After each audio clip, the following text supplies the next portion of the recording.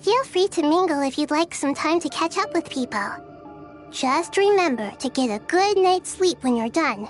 Tomorrow is a very important day.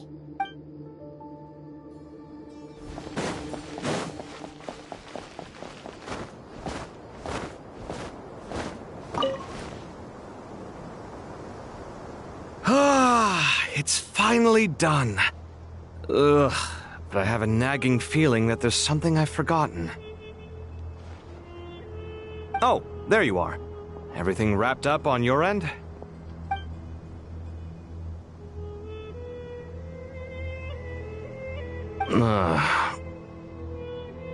Okay, fair enough. That was a pointless question. For all,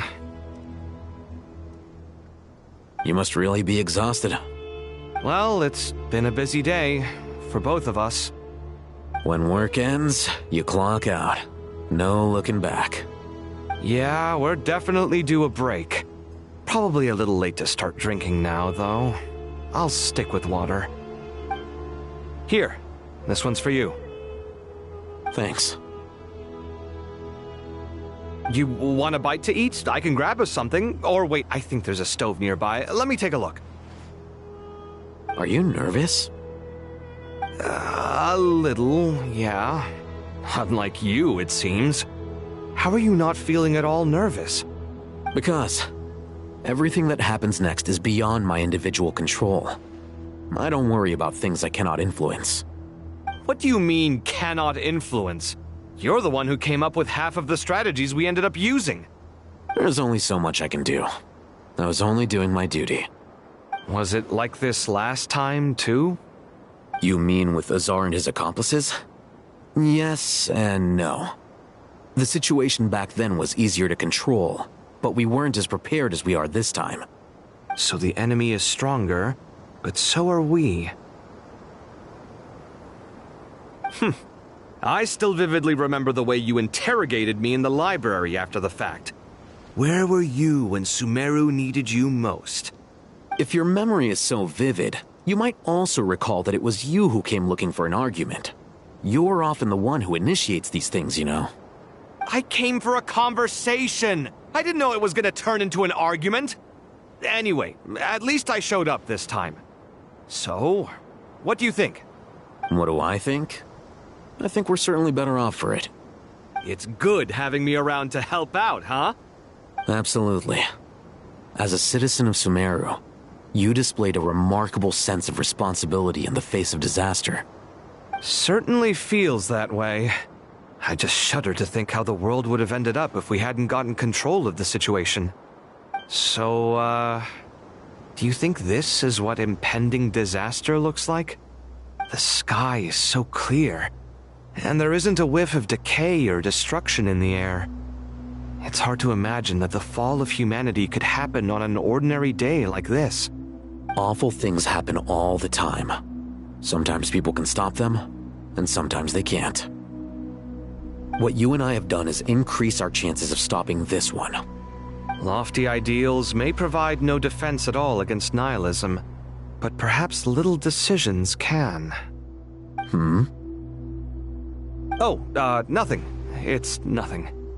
I hope everything works out tomorrow. It will. As long as we stick to the plan, our chances of success are good. It's really strange. You're my junior, yet you always seem to act more like an upperclassman than I do. I think it's mostly a matter of temperament. Ugh. Walked right into that one, didn't I?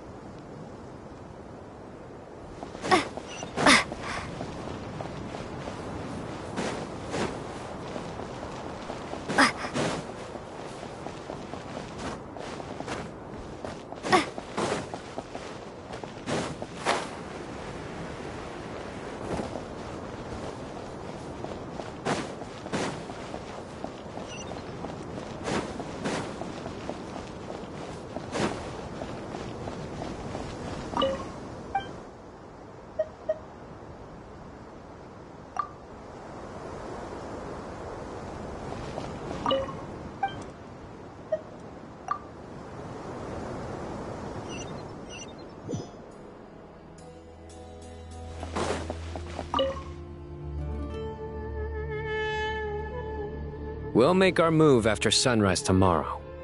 Good. Is everything ready? As much as possible. That'll be enough. Don't let the pressure get to you. We'll take things one step at a time. That's how we've always done it. Master Tainari! Mr. Sino! So this is where you were. I brought some juice and some water. Would you like some? I know how easily you get dehydrated in the desert, so you should definitely have some water. In which case, I'll have the juice. I gotta ask, though. Who's on juice-making duty at a time like this? Madame Farazan said she was feeling a little nervous, so I told her about the automatic juicer my friend invented. She took it right off me and started making carton after carton of juice. A juicer? Did Sucrose send that to you? Yeah, I hadn't had the chance to try it out before this incident occurred, but I couldn't bear to leave it behind in Gandharvaville. The juice is very sweet. I think so too. Kale, how are you feeling? Physically, I'm okay, but it just still feels strange to me. Why would a great power like this come to someone like me? I know the feeling well. That same question ran through my mind every day as a kid. At least now, you have someone who can relate to you. All the more reason that you should apply for Spontamod. Tainari fiercely opposes the idea, though. Those two things are completely unrelated. What are we all chatting about, Would anyone like any juice? Oh, you have some already. I had some earlier, ma'am. Maybe give the extra to someone else? Very well, very well. I shall be off then. There's this enormous power, and then there's little old you. You feel like there's no connection between the two. And that sense of dissonance is difficult to get used to. Yeah. But after all this time, I can't believe this stuff still gets to me sometimes. Makes me feel a little childish. Kale, just because we normally keep the conversation light doesn't mean we can't discuss deeper issues. I don't think it's childish at all. You were the victim of a terrible crime. It's normal to struggle with the fallout from it. You have absolutely nothing to be ashamed of. My professor once told me that no incident can be considered truly resolved until the victim says it's over. Your rage and your pain are completely justified. Thanks. Miss Nicole said that the same god remains which were once used to inflict so much pain upon me have now become a weapon with which I can protect everyone. It's like my own personal kind of evolution. Every innocent person who's been hurt needs time to realize that it wasn't their fault. I was the same. But it's all about to be over. Tomorrow, it ends for good. I don't know if you've noticed, but you rarely stumble over your words anymore, and your outlook has become much more positive. It's a big change from how you used to be. And since this isn't over, you can settle the matter on your own terms.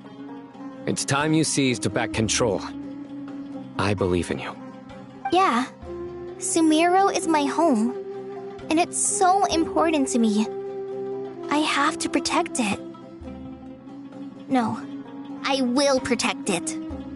And once you're done, how about you come back and apply for Spantamod? Stop it with the sales pitch, would you? Hey, excuse me. There are still 3 unclaimed cups of juice here. Why don't you take one each? Ugh, my arms are getting sore from carrying them around everywhere. Madame Farazan, why are you... Here, let me take them off your hands. Thank you, Madame Farazan. Drink up and enjoy my handiwork. I think I'm going to make something else now instead. Please, try to relax, Madame Farazan. Your nerves are starting to get the better of you. I know.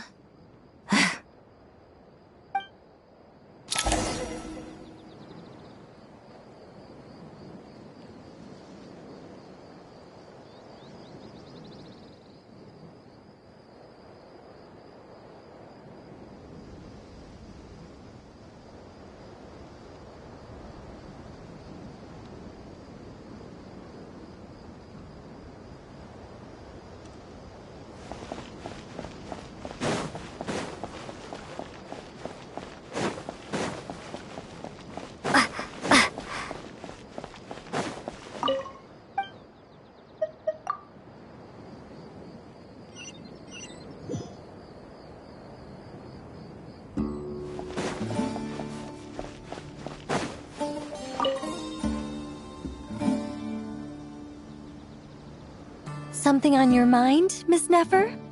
Nothing in particular. It's just... right now, the future feels strange and unfamiliar. But the future has not yet arrived. How can you say how it feels? Some people know that there's an impending disaster. Others remain blissfully unaware. Each group is imagining an entirely different future while walking towards the same one. But when they get there, they'll still find they feel differently about it. People are shaped by their circumstances. Different circumstances create people with different perspectives. I've always found the perspective of the Vahumana Darshan to be a particularly incisive one. Even at the height of the crisis in Nodcry, people held diverging opinions. But things are different this time. Indeed. Regardless of faith, gender, wealth, skin color, or eye color, everyone in Sumeru knows what will happen tomorrow. The world has never been an especially fair place. Yet now, against all odds, a moment of unprecedented unity and equality is about to take place. It's fascinating. If only my father could have lived to see this era. Era. To me, that term represents a much greater span of time. It can be an unsettling word. I would even say I'm afraid of it. Do angels even feel fear? Yes, at least I do. I fear the gap that grows wider with each passing day, and the never-ending flow of time. Time renders all memories insignificant, and reduces all splendor to nothing. But those memories are the one thing I do not want to lose. You're very human in that regard. If angels draw too close to humanity, our wings burn away in the bright flame of awareness, and we fall to the earth. After spending so long among humans, I have lost much of my former glory. Maybe that's a good thing. You're more human than some humans are. I've been talking to Kale a lot in recent days. We seem to be in completely opposite situations. I suppose that makes us good case studies for comparison. Case studies for who? Myself, I suppose. After comparing the two of us, I suddenly discovered that I desired more than before. It was a gentle, pleasant sensation. Just as most people pursue glory and miracles, I too am pursuing miracles of my own. Guiding humans to make the miracles in their hearts a reality. That is my miracle. It doesn't sound so bad, does it?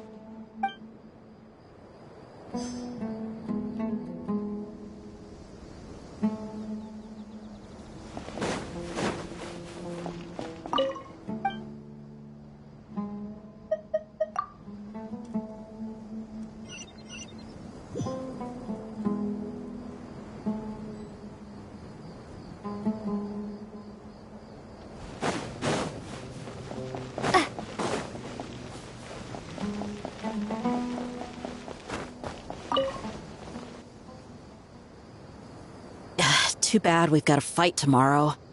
I could really do with a stiff drink. Let us pray instead. Prayer. How nostalgic. Lord Sangama Bay. Came to get some fresh air too, did ya? That's right. Actually, I was hoping I might run into you, Dia. I wanted to let you know that I've stocked up on that perfume you said you were so fond of. No, really?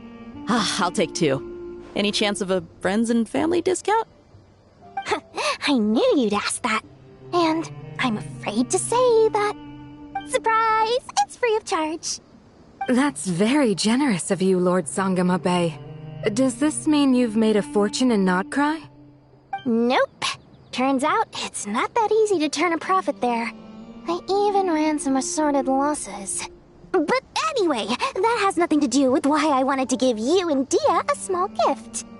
Remember that merchant caravan you two rescued in the desert last month? That was transporting my goods! No way!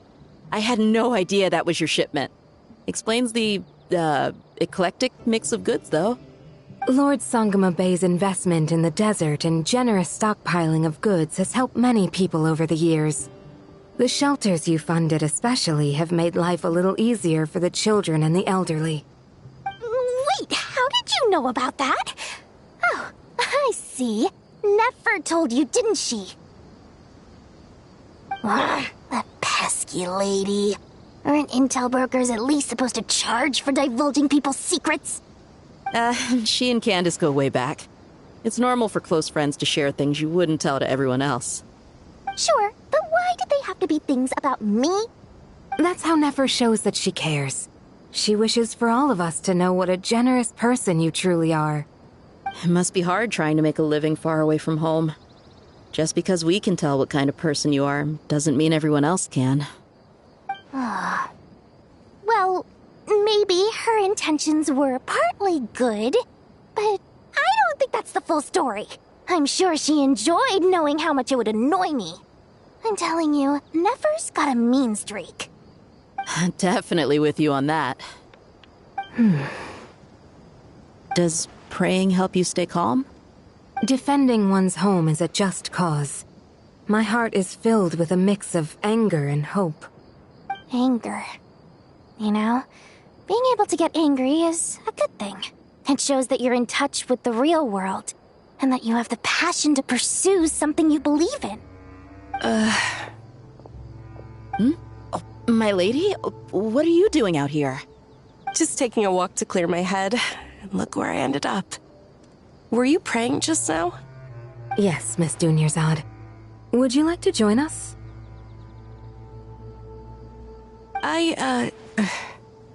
Come on, it's fine. She won't mind who you pray to. Oh, then sure. I remember you, Miss Dunyarzad. You visited my shop before. If I recall correctly, the god you worship is the Dendroarchon, correct? That's right. She is such a gentle and kind god. But to me, she is more than just a god I worship. I see her more as a friend. And so do many others. She's not some almighty god who reigns on high, but a genuine friend. Agreed. She's a wise teacher and a good friend. I spoke with several people during the evacuation. Everyone's aware that tomorrow's battle is one that ordinary people can join too. A battle to fight for our friends and our homeland. Oh, it makes me glad. I can finally do something for those who protected me. You've grown so much since we first met. Oh, a compliment? Ooh, more please. Thank you. My lady, you've always been a remarkably strong and ambitious person. It's indisputable. And that's not just a compliment. It's a statement of fact. What are you praying for? Our beliefs may not be entirely the same, but we both wish for the same thing. I pray that everyone will rise to the challenges ahead and return safe and sound. I pray for the safe return of all my companions.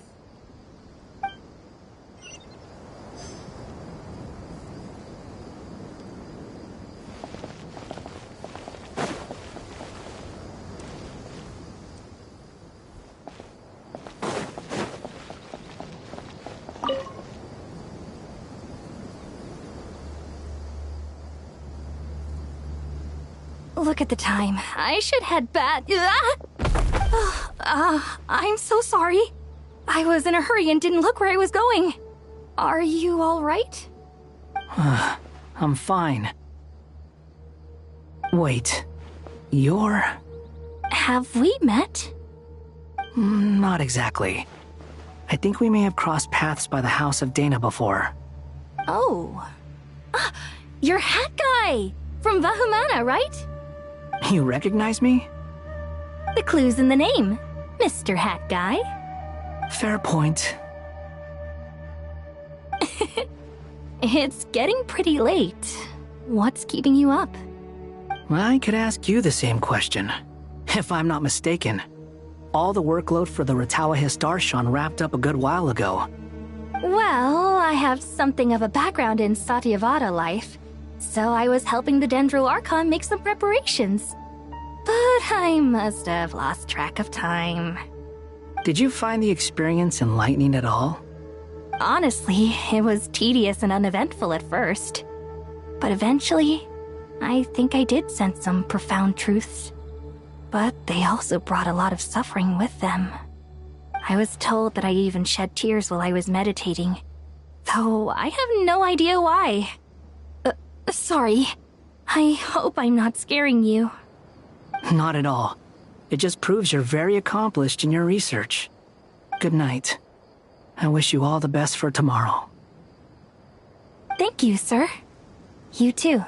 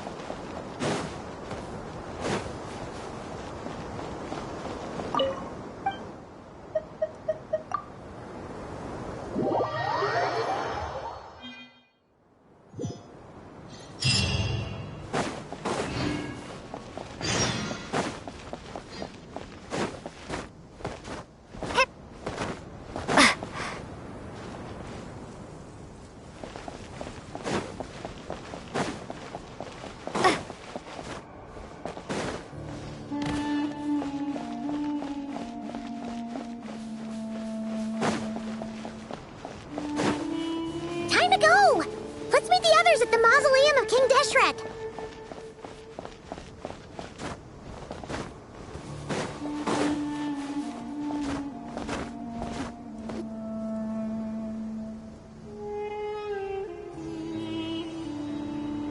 I have not felt this way in a long time. Standing up high, gazing out at the rolling dunes. One cannot know what freedom truly means without first losing it. The golden slumber truly lives up to its name as a dreamland. Though desert sands exist there too, no mirage, no matter how glorious, can compare to true beauty. Dendro Archon, what is on your mind? I was wondering whose counsel I should seek on the questions in my heart. What kind of questions? So many. More than can be put into words. As I once said to a friend, we look, we see, and we comprehend. But the question still troubles us. What are the many disasters that this world faces, but the sum of all irresolvable questions? The biggest question you should be asking is how to seize victory. Yes. Although, I would express it differently. I must not fail. And so the question I am most curious about now is whether the path to victory will be an arduous one. What we declare to be a young sapling, we may, in fact, find to be a towering tree, if we would only cast aside our ignorance and look beyond the veil of time to see her true form. Nahida! We're here! Just in time. My preparations are almost complete. Ready when you are. We're here too. Miss Nicole! Miss Nicole! You run so fast! I thought I'd get a lot of exercise as a forest ranger, but I can barely keep up with you. Sorry, I got a little carried away. Lesser Lord Kusanali, the equipment is ready, and the modifications to Aru are all complete. As discussed during our meeting, Accessing Irminsul via the Akasha is no longer feasible at this stage. There are other options, it's just they're a little more extreme and more technologically demanding to implement. Maybe you should take it from here. The architecture and functionality of the Akasha terminals overlap considerably with Aru. There is reasonable evidence to suggest that one was developed based on the other, or that they both utilize technology of the same origin. As long as the transplant and merge operation succeeds, Aru should theoretically work on a scale greater than the Akasha and approximately equal to Irminsul. It will become the largest active computing device in all of Teyvat. A system this powerful is capable of a lot of different things. In the past, the Akasha was primarily used for one-way information transmission, but I suspect it could also serve as a central bridging hub. In the pursuit of greater knowledge, some scholars have attempted to connect their consciousness to Irminsul through the use of terminals, incense, and meditation. Correct. In academic language, scholars who reach that stage are said to have entered Satyavada life. Hypatia has performed this practice many times in the past, and she was once under my care for a period of time. Right. And this at least proves that there is a zone within Irminsul that can be connected to. that's right. Providing wisdom to the people is one of the very reasons for Irminsul's existence. I think I understand where you're going. Please, continue. In that case, I'll skip to the conclusion then. We need to further modify Aru, merge it with the Akasha, manufacture terminals, and distribute them to every single person we can reach.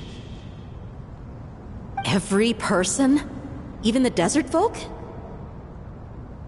Yes, everyone. I've already calculated the amount of raw materials we need. So you mean we're going to get new Akasha terminals? Yes, But this time, the people of Sumeru won't be using them to acquire knowledge, just to connect to Irminsul. That's the key. When we evacuated the city, we brought all the important assets from the House of Dana, in case we ended up needing them. Fortunately, this included the Akasha system's main terminal. We've checked all the relevant records, and one thing is certain. Nothing like this has ever been done on this scale before, so... Everyone in Sumeru is part of the plan. Whoever controls the people controls the situation. Since this function of Irminsul was introduced, it has only ever been made available to scholars, who don't constitute a particularly large group of people. But by expanding the scale to include all the people of Sumeru, all the individual connections will stack up to create a significant load on the system. Under normal circumstances, Irminsul would be able to cope with the additional load. But with it already being under strain from other activities, its remaining capacity is limited. Thus, it might be possible to shut it down completely by overloading it.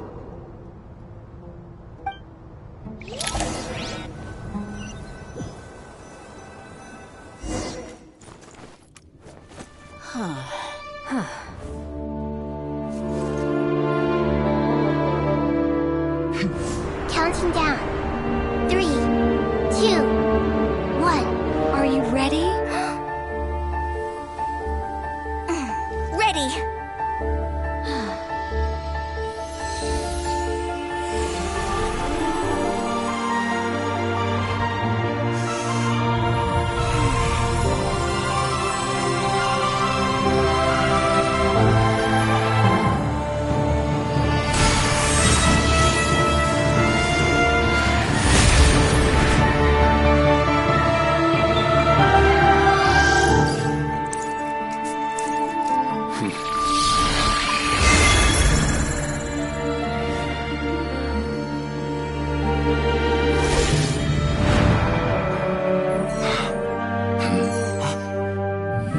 In the past, when people sought knowledge, they turned to the Tree of Wisdom.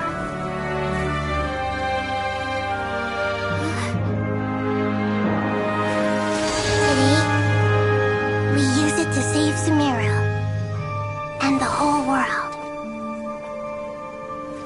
These boughs that nurtured learning must not become tools for destroying the world.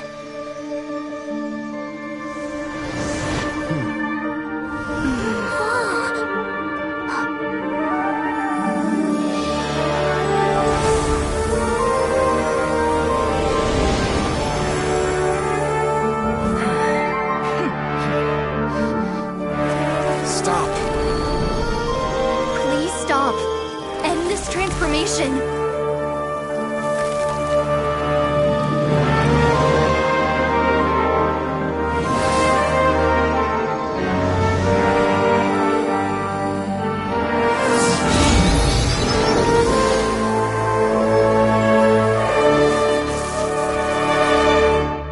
You would shut down Irminsul just to stop me? You fools. I have all the time in the world.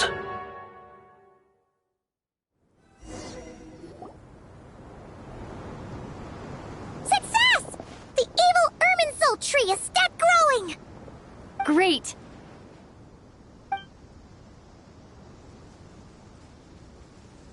What a display of true courage. The courage to think and the courage to act. I never thought I would witness the shutdown of Irminsul with my own eyes. Perhaps this is human wisdom in action? Indeed, only humans could do such a thing. Gods are few and far between.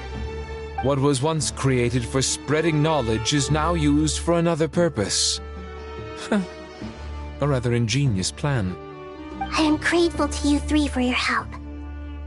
Only thanks to you were we able to extend Aru's interference capabilities to cover all terminals. Now, nobody who wears a terminal will have their activity accurately tracked by Irminsul. No matter how many eyes Dottore possesses, he will not be able to see us clearly. Now for the next step. I will need the help of your supreme powers once again. How might we be of service, Lord of Dendro? I need to reach the Eternal Oasis immediately. Right now? In that case, Ibis King, would you agree that this is a fine opportunity to dust off our old tricks? Never. I assume you have that chess set with you? You mean the one you gave to me as a gift? Asking for it back, are you? How could I? You misjudge me. I just wanted to show you another way you can use it. Connect to Safei Shatranj.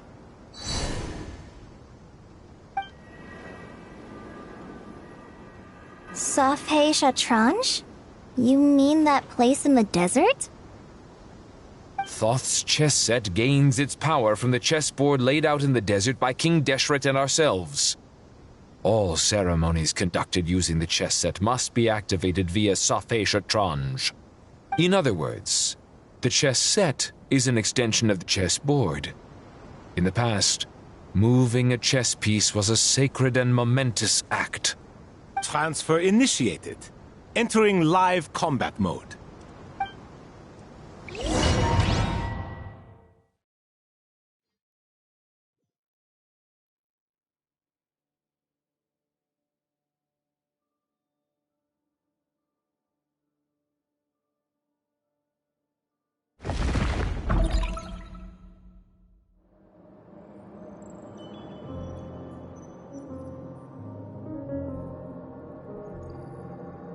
We haven't heard a single word from our spy in the desert.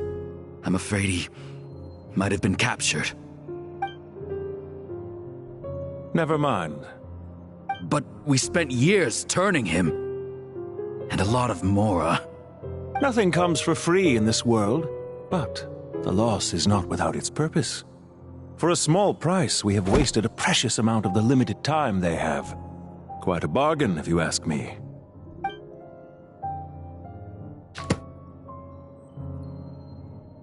Understood. Weighing profit against loss is a necessary part of life.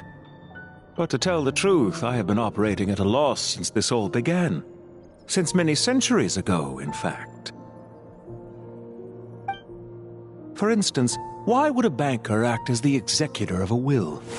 If you hadn't deposited your personal belongings at Northland Bank, I would have no reason to be here right now.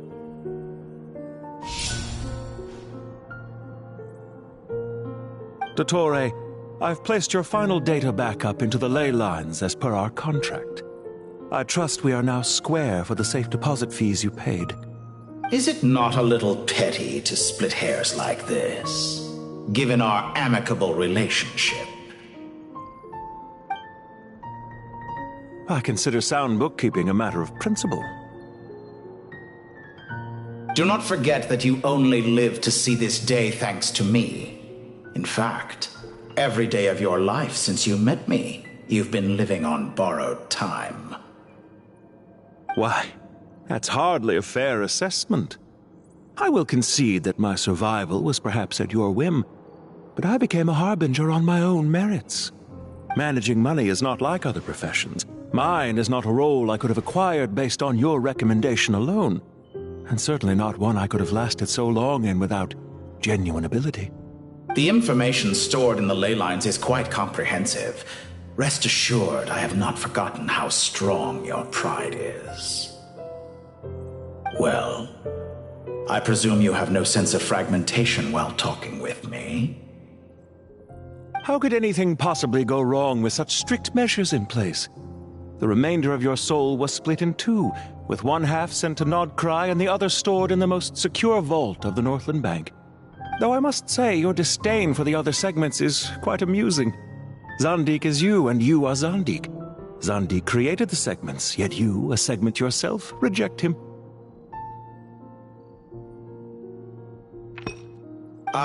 That is, Zandik, created segments of various ages in his later years.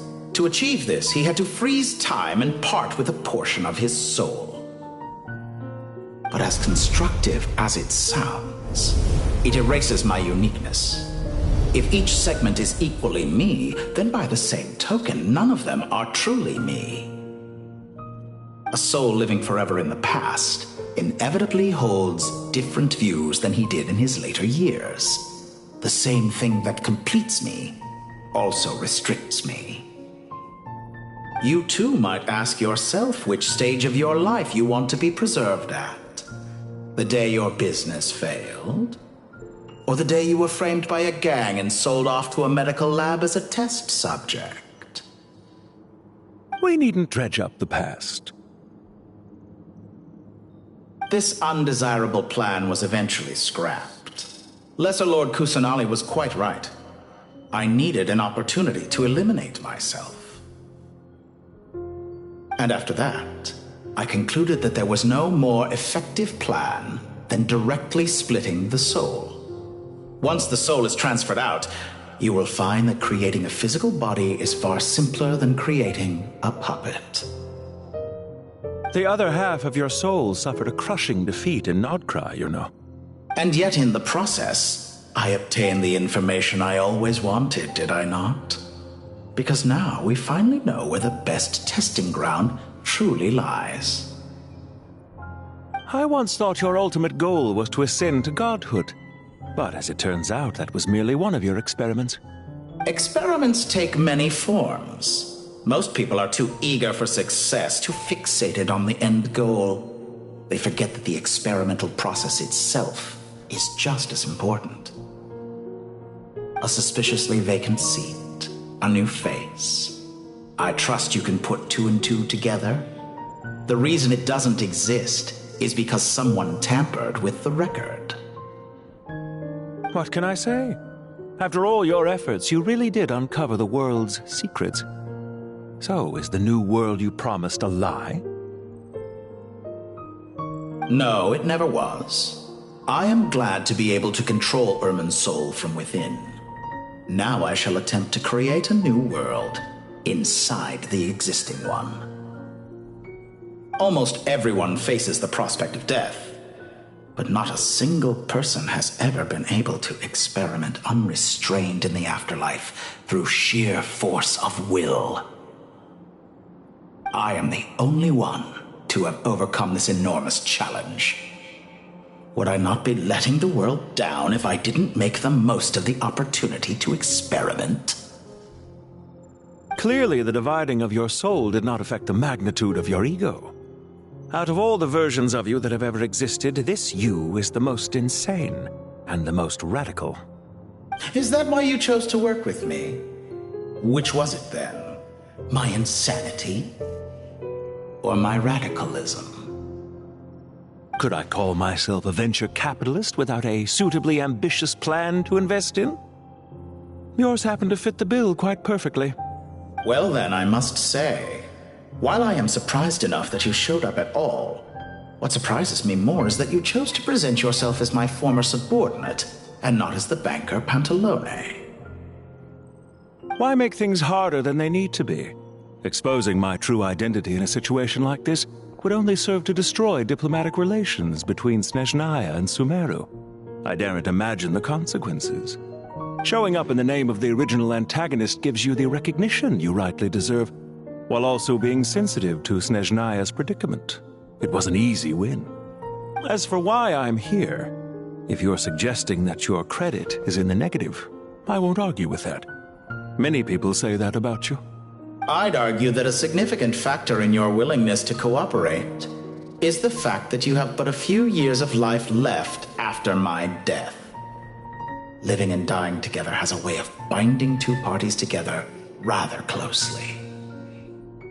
Is it not true that a relationship should be judged by both the positive and negative returns it yields? So some of what I said actually made it into your head after all. It's true that I hope you don't die too soon, but don't you find that a strange thing for me to say? After all, you've already had quite a long life, especially for a human being. Let's not pretend that you're any more innocent than I am. Are we not the same in this regard? We both despise the existing laws of this world, and neither of us enjoy being under anyone else's control. Is it really so greedy to want the world to operate by a new set of rules? Of course not, my dear friend. And as I've said before, mutual interest is the foundation for the most reliable of relationships. You can attest to that. I just hope there never comes a day when I have to work too hard to prove that. Regrader, sir. People have been spotted approaching Sumeru City. How strange. Despite your access to Irminsol's data, it appears the soldiers noticed before you did. They must have found a workaround. Well, Dottore, I trust you know what this means. The fact is... They're coming. They'll breach the city gates any moment now. But even so, I would say Irminsol is a wonderfully convenient thing on the whole. If you do manage to create a new world, perhaps you could plant one outside my office, too. I'll consider it. What do you need me to do? Stall them? The experiment will take time. Stall them for as long as possible. Very well. But you're really asking for the moon here. Have you heard this story? There was once a guilty man, kneeling in the center of a church while an angry mob outside waited to bring him to justice. He pleaded with the gods, begging them to grant him one final request, the chance to finish confessing his sins before he was sentenced. Many suns and moons passed, seasons changed, and still his confession continued, as if he intended to speak until the end of time. Are you suggesting I worship you as a god? Or were you hoping that I might confess my sins to you? Certainly not the latter. That would make my life miserable indeed.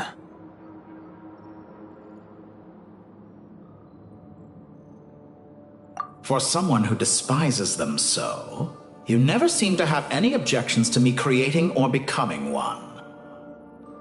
At first, I thought you'd be furious. Concerned I would terminate our partnership, were you? Not at all. You had reasons why our partnership must continue. Don't you find people's attitudes toward gods amusing? A god descends from the heavens and people worship it unreservedly, blindly following whatever rules are given to them. And yet, when they see an ordinary person gain godlike levels of power by virtue of their own hard work, they treat him with nothing but suspicion, even if he is a compatriot. Is that supposed to be a compliment? No. I was just thinking. I pity the man who would call you a compatriot. There's no need to be so self-critical.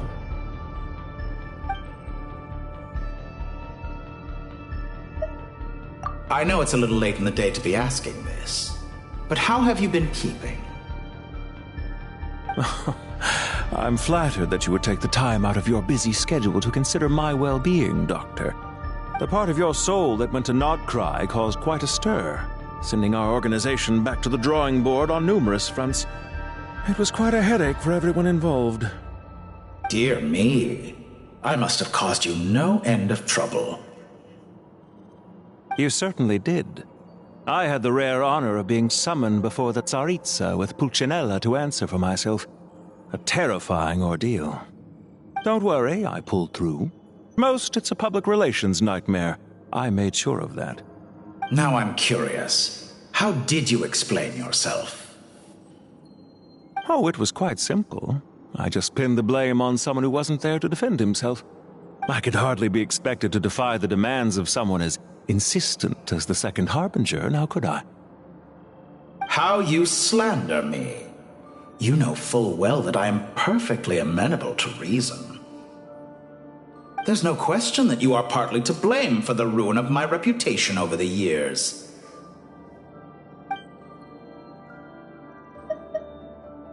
Do you have anything lined up for when this is all over? Hard to say. Field work always takes quite a toll on me, as you know. Once I'm back at Snezhnaya, I'll start with a well-earned cigarette. Why are you so eager to ruin your lungs after I went to the trouble of replacing them for you? If you have an issue with it, feel free to try to stop me.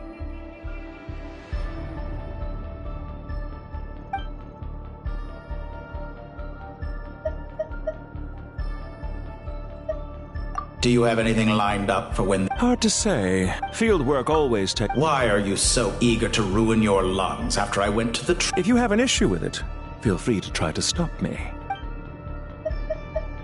What's on your mind? The limits of humanity. It's a pity.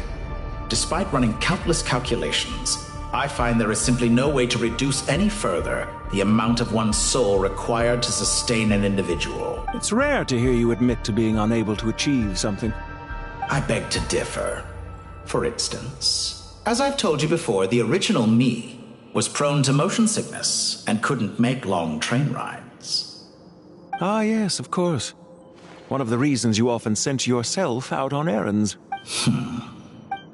What are you thinking about now? A new experiment. In the event that my soul was depleted, say we extracted my data from someone else's memories, yours for instance, and then combined it with your intact soul as the base material, what would we create? Such a scenario would be impossible. Oh? As long as your current soul survives, there will be no need to create a new individual. Don't forget, you were the one who approved of the present situation wherein only one Dottore remains. And if you ceased to exist, who would be capable of performing this experiment?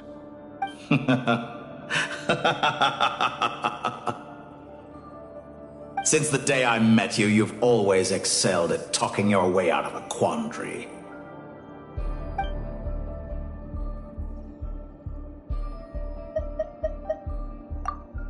Isn't it a little too early to be saying goodbye? Not that I wish to keep you from your business, of course. Very well. Let's leave the conversation there for now.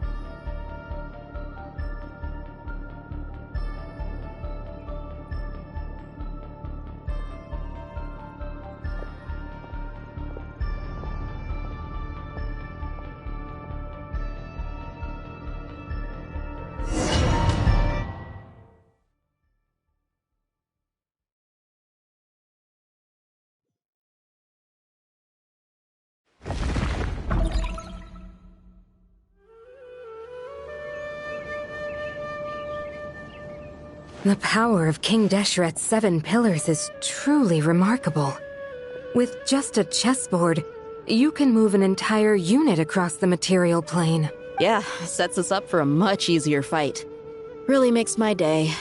The last time we stormed the city, it involved a lot more running around. I wonder how many people can say they stormed a city twice in their lifetime. I was just thinking that. I've definitely had more than my fair share of unusual experiences in my life. This is my first time here, actually. We never usually leave Gandharvaville. I hope this will be my last time. Does everyone have to chime in? Can't we just fight? What an amusing comment, my dear lady. Yet humans often alleviate tension via small talk, do they not? Whoa! Why is Candace's shield talking?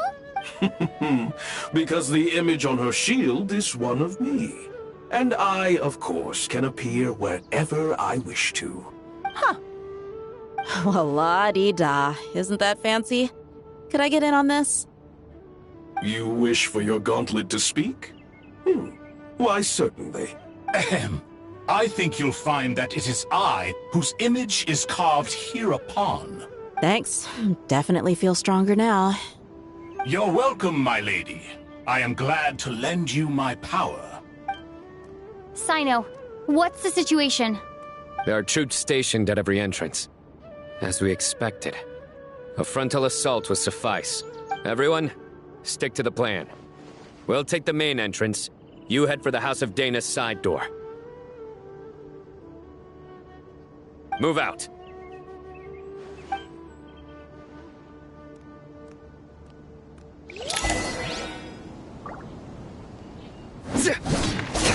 Nowhere to run!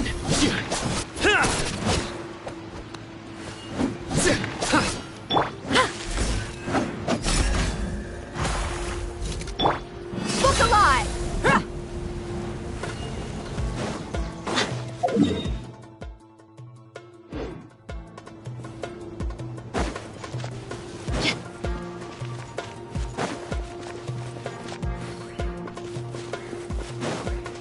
Out of my way! Take this! Watch out! Get lost! Whew. Thank you, Jet. You gotta be more careful. If you're not ready to put your life on the line, you can't be certain of defeating your opponent. She's right. Keep your wits about you, Rana.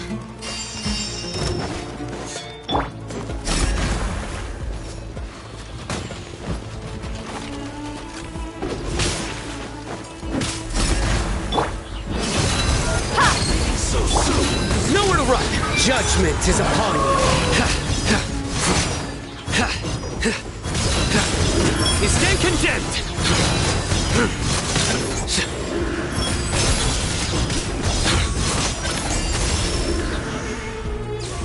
Take them out and secure the harbor. Reinforcements will arrive by water. Consider it done. Show no mercy!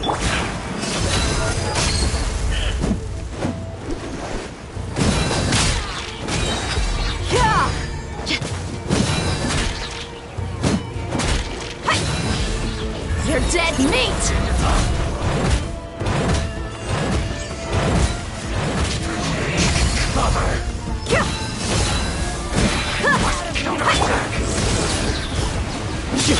Heal!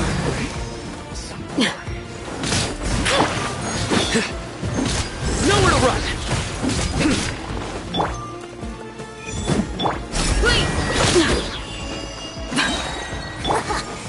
Surrender! Let's get it on! Belongs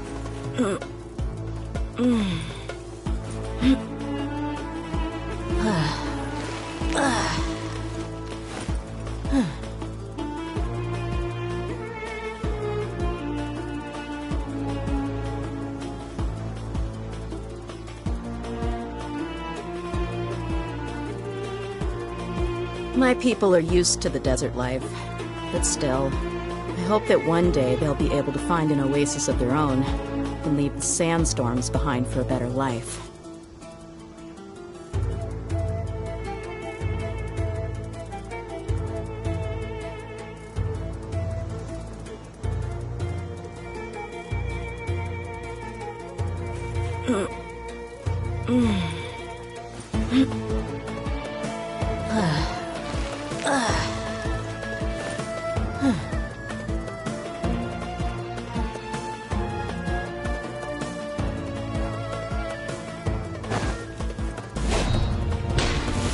Looks like we're in your duties. Hear my prayer. Do your work. Buckle up. Ha! Nowhere to run. Through me, justice is served. You stay condemned. No escape. Guilty. You stay condemned. Guilty. Grant us your blessing. Please. You asked for it.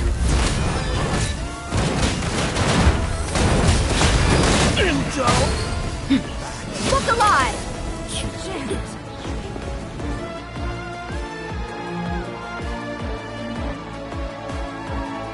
Waterway secured.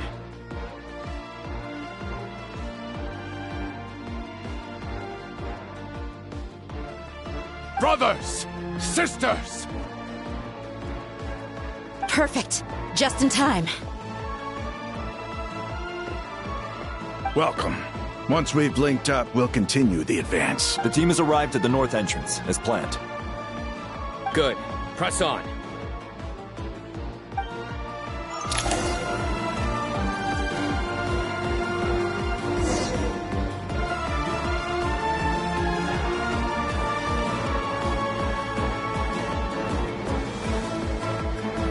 We mercs have one simple rule.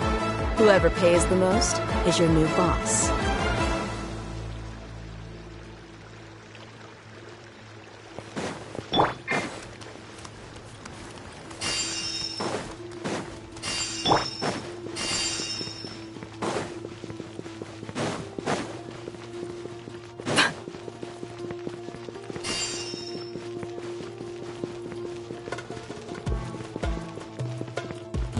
There, we got ourselves a straggler.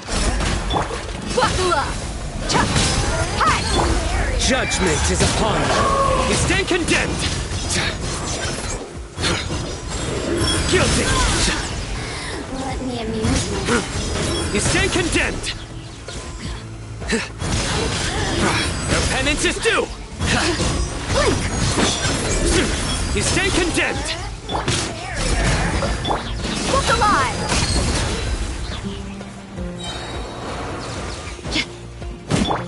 Surrender! What a waste of time! Your skull! We shall prevail! Do your work! Gloves off!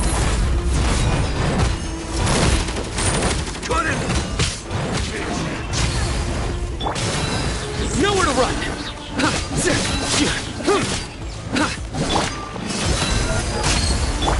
Please! Futile! Take too long.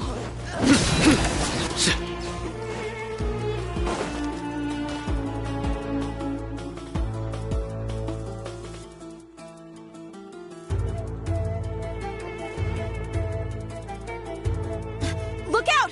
It's an ambush! Finally. We need to hurry. Take the middle road now. Mahamachasino, area clear. Don't relax just yet. More Fatui approaching from the right.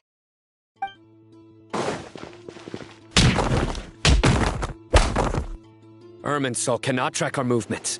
If necessary, we could split up. Don't worry. We'll wipe them all out. As you can see, our people came raring to go. Good, good. How are things with the Traveler? Can Tainari keep her safe? Don't underestimate Tainari just because he's a forest watcher. He can handle it. All right. You know that's not what I meant.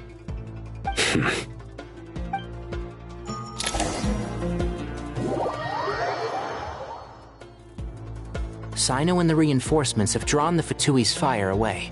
It's our turn. By using a cluster leaf of cultivation, we can pass through certain terrain silently. Good luck with that. We'll just fly up there.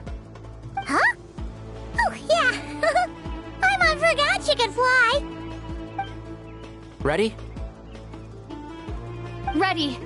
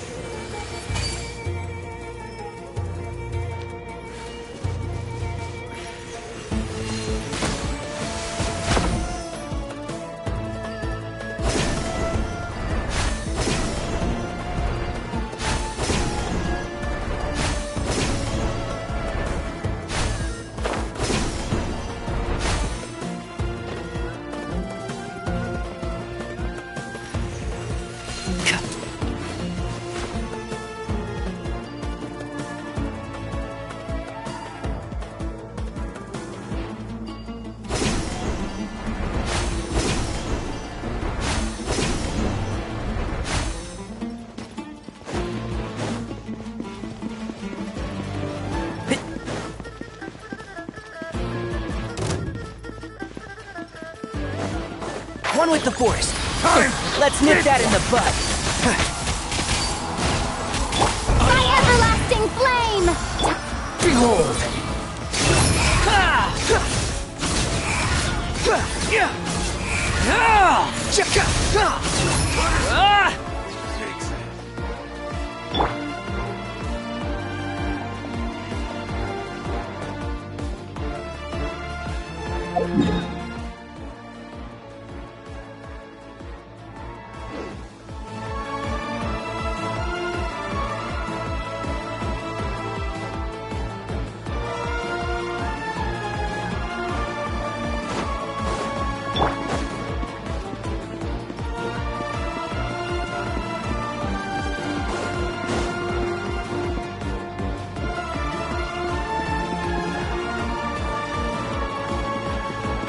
Keep up.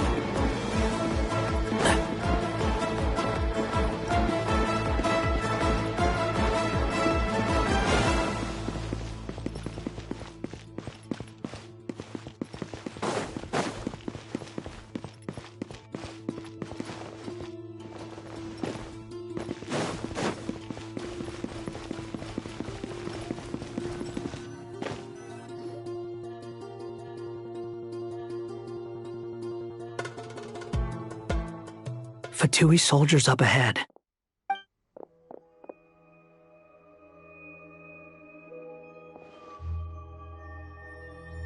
Careful.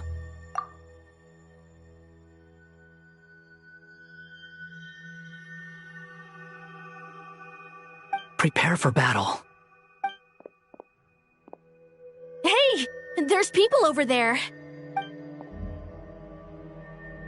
You have some nerve showing your faces here in the center of Sumeru City.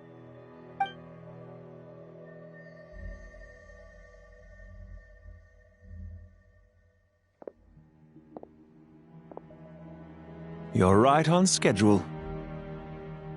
Well, this guy sure as heck isn't your average Fatui sergeant. They've stationed quite a few people nearby. It definitely looks like they were waiting for us. But everything about this guy feels too deliberate. I highly doubt he's just a subordinate of Dottores. And he's no mere sergeant. Whatever his rank is, it's high. Much higher than we thought. So you've been waiting for us. But it looks like you're geared up for a conversation, rather than a battle. Very clever, General Mahamatra Sino.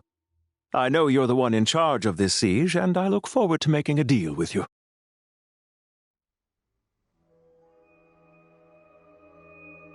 A siege?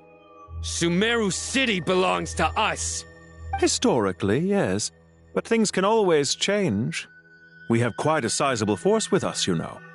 For instance... There's a Fatui ambush at the north gate. Can you handle him? We can for now. Yes, I'm quite sure both sides can hold their ground for the time being. The battle has not yet reached its climax. But what happens next? Do you enjoy watching bloodshed? Surely some of those here are people you count as friends. Once a war begins, some people must die. I doubt you wish that fate upon anyone you know.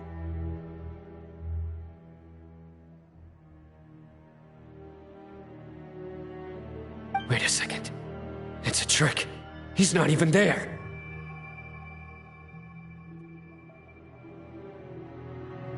Silence! He disappeared! What was that, a ghost? Curses! He was never there to begin with. That was just a shadow projected there to lure us in. Enough talk! Attack! I apologize for being unable to accompany you at this crucial moment, but I am compelled to leave for reasons beyond my control. Please excuse me. Sumeru's General Mahamatra is quite ruthless. It's a good thing I wasn't there in person. Your illusion held them up for a time just fine. But now that they have seen through it, they will realize you were just a decoy. Decoy or not, what matters now is that they will be heading your way imminently. Not imminently. They are already here.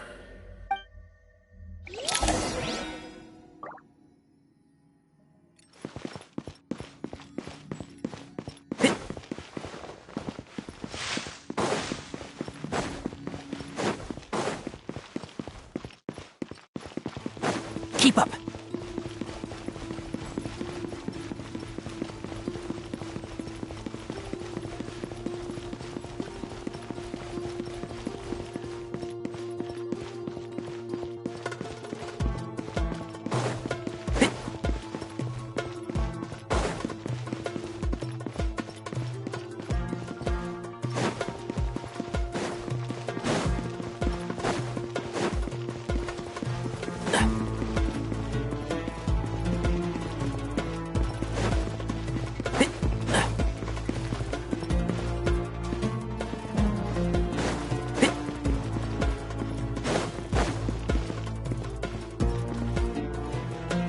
Shroud! We made it! This is far enough. Tainari, you go help Sino. Don't worry about us. We'll manage from here. Are you sure you don't need me to stand guard? No need. Once the connection is established, we'll disappear from the sanctuary of Surasthana. Go help the others. All right. Goodbye for now, then. Please tread carefully.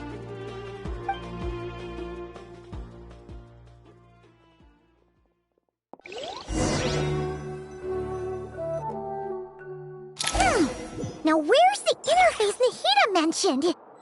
Come on! Where's it hiding? Found it. It's over here.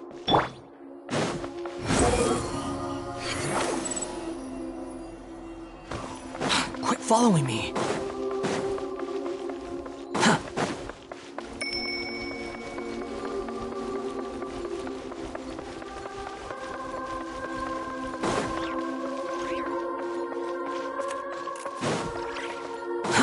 Too slow. Squall and Fury.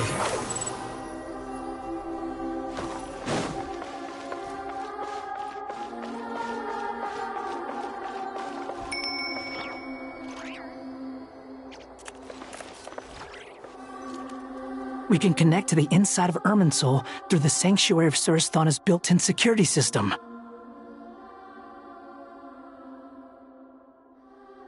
You should be pretty familiar with the process. Is it the same route as last time? For the most part, we don't need to adjust any of the parameters. Then I should be fine. And Paimon? Once you're both ready, we'll set off. Wait! The stakes are way higher this time, right? Maybe Paimon should stay outside and help the others. Then, you can focus on the fight without having to worry about Paimon. Huh? Why are you staring at me like that? It's nothing. I just suddenly realized how much you've grown. Hey, you've grown quite a lot yourself. Don't you two start getting into it again. Well, anyway, Paimon thinks she's pretty knowledgeable. Who's the best guide in Vatican? And don't forget, Paimon's a college student now. If we say Alhatham's not a weirdo, it's hard to explain how he came up with the idea of you applying to the academia. But for all that he counts, you're doing surprisingly well in your studies. Just goes to show how important it is to have someone supporting you. And Paimon's not the only one. Let's not forget that you only became a student because of Nahida's personal recommendation. That's fair. I have learned a lot in Sumeru. Oh yeah, did you ever come up with that ugly nickname you promised me? What? No way! We're friends now! Paimon gave up on giving you one ages ago. Anyway, isn't Hat Guy enough of a nickname for you? Fine. Suit yourself. We need to go. Paimon, if you're staying, look after yourself. Will do. Paimon's gonna link up with Tainari and Sino. You guys are the ones who need to be careful. We will be. Bye for now.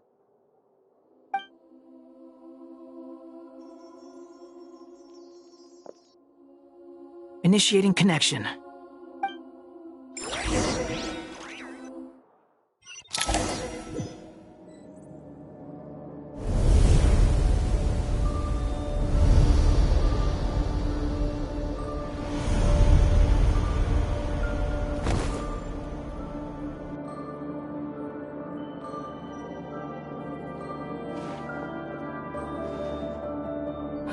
Well, here we are again.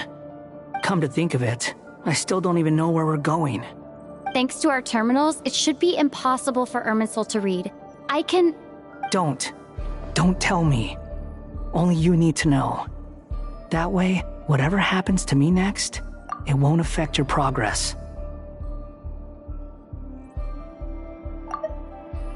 Thanks to our terminals, it should be impossible for Irminsul to read. I can... Don't tell me. Only you need to know. That way, whatever happens to me next, it won't affect your progress. Listen to me. Your safety is just as important as mine. Don't even think about sacrificing yourself for the greater good. We came here together, and we're leaving together. All right, if you insist. I won't argue with you.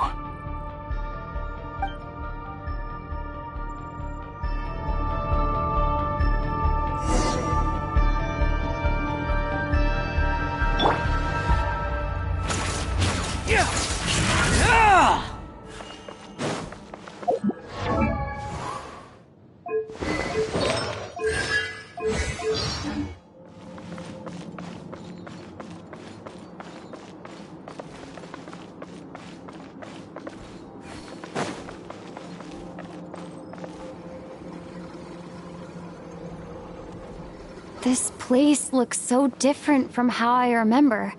It's unrecognizable. It's a complete mess, like someone's turned the place upside down. Must be Dottoro's doing. Either he's searching for some information he needs, or... It's still changing. He has to know we've entered Irminsul. But luckily for us, he can't pinpoint our location. Be on your guard. Don't let him find us. The red parts have probably been corrupted by Dottoro's power. Don't touch them, or you might alert him.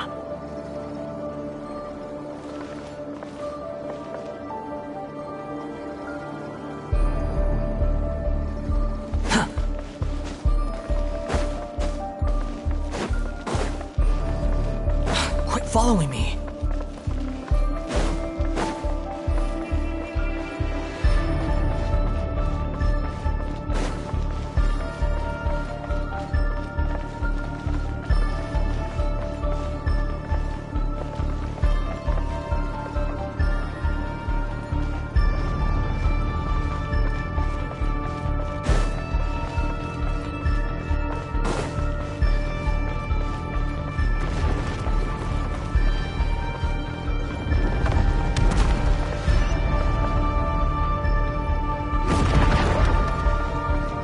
looking for us.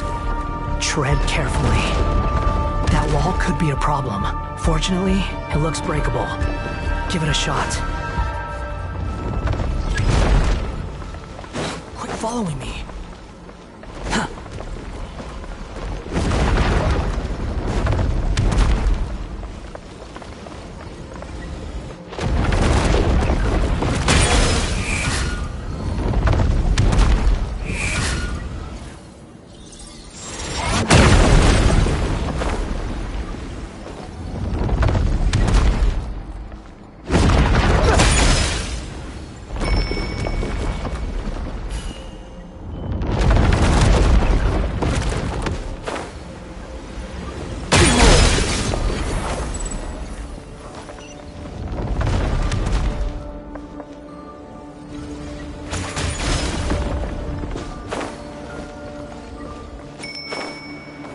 Squall Fury!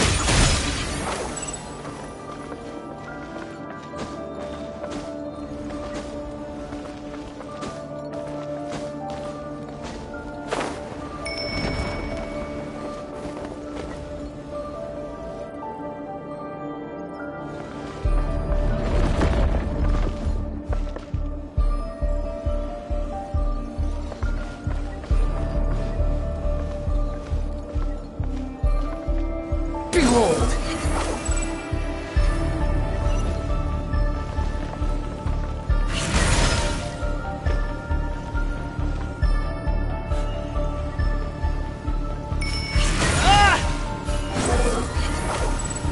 Search for it!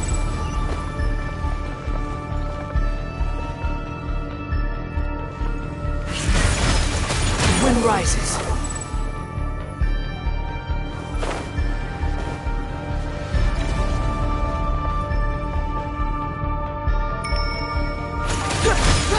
Behold!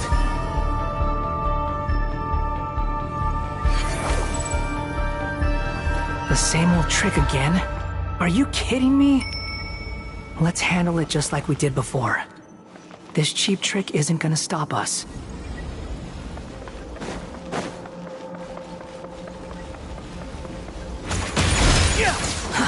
Too slow. Oh no! It's... A trap! Is that why he was using this trick over and over again? To get us to lower our guard?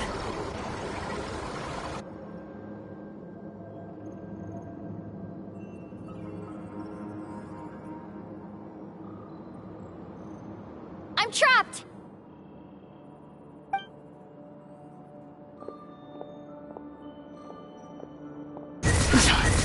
Why won't this thing budge? Hello? Hello?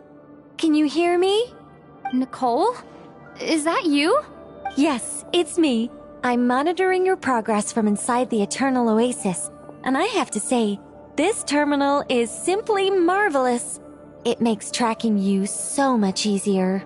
I couldn't see anything at first, but now that you two are inside, I can use your location with support from the terminals to get a partial view of the situation inside Irminsul. It's not the clearest image, but it's better than not being able to help at all. So, here I am. I can't intervene directly, but I can help to guide you out of the jam you're currently in. So please, just follow my lead. Dottore in his current form is a blight upon both Irminsul and the ley lines. Pay attention to your surroundings. There must be sources of his contamination nearby. The corrupted information is his means of manipulating the environment. You must destroy them.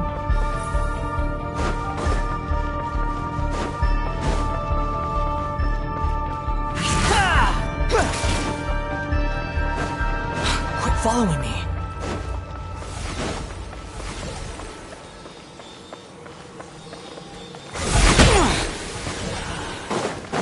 Is that one of them? Precisely. Good work. But we're not done yet. Stay close, and let's see if we can find any others like it nearby.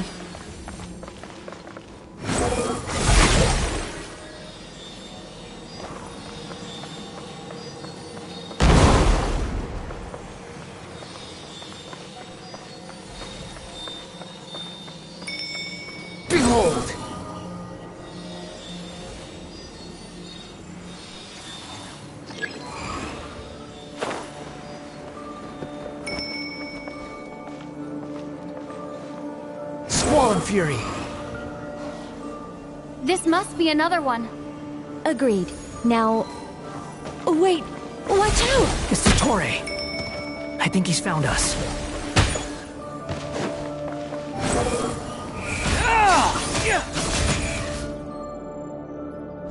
The seal is broken.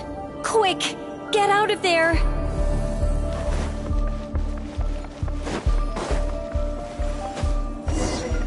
And where exactly do you think you can run to? Wait, what is that? Pursuers. That's gotta be it.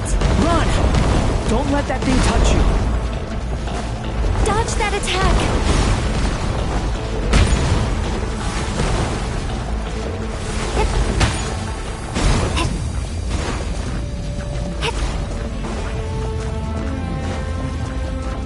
There's more than one path. Which way do we go? To the left. Trust me. Fleeing like vermin. What a pathetic sight. Hey! Watch yourselves. Stay focused. There's a cliff ahead. Jump! More of those corruption sources. Destroy them as you did before, and open the exit as quickly as possible. They're relentless. Is he trying to wear us down?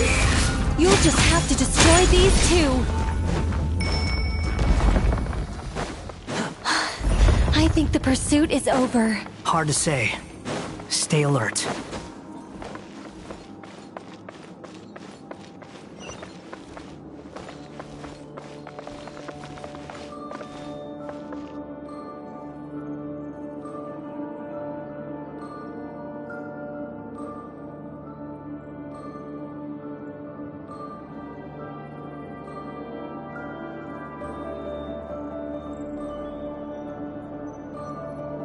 The wind rises.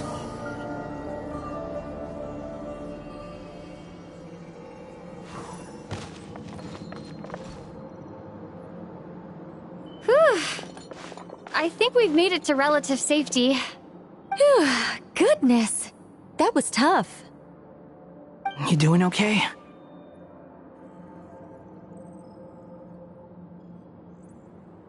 I'll be fine. Don't worry. Take a short rest, and then... Nicole? Nicole! The connection's been cut. But that means... Look at you supporting one another. How very touching.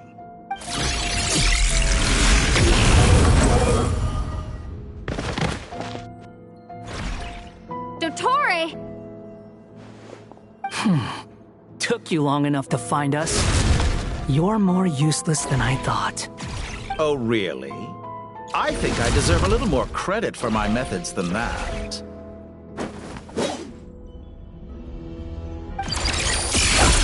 Rather than hunting you down, I chose to let you roam free.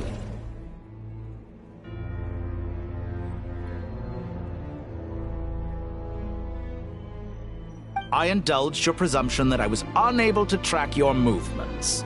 Played along with your clever little plan. Fleeing is for animals, but I rather enjoy watching you flee. Some things lose the will to run altogether as soon as you put them in a cage. If that's true, then why did you come looking for us? Because I wanted to observe you up close, of course. Don't misunderstand me, I'm not here for a fight. Is it so unusual that I wish to greet my old acquaintances in person? After all, it's been a while.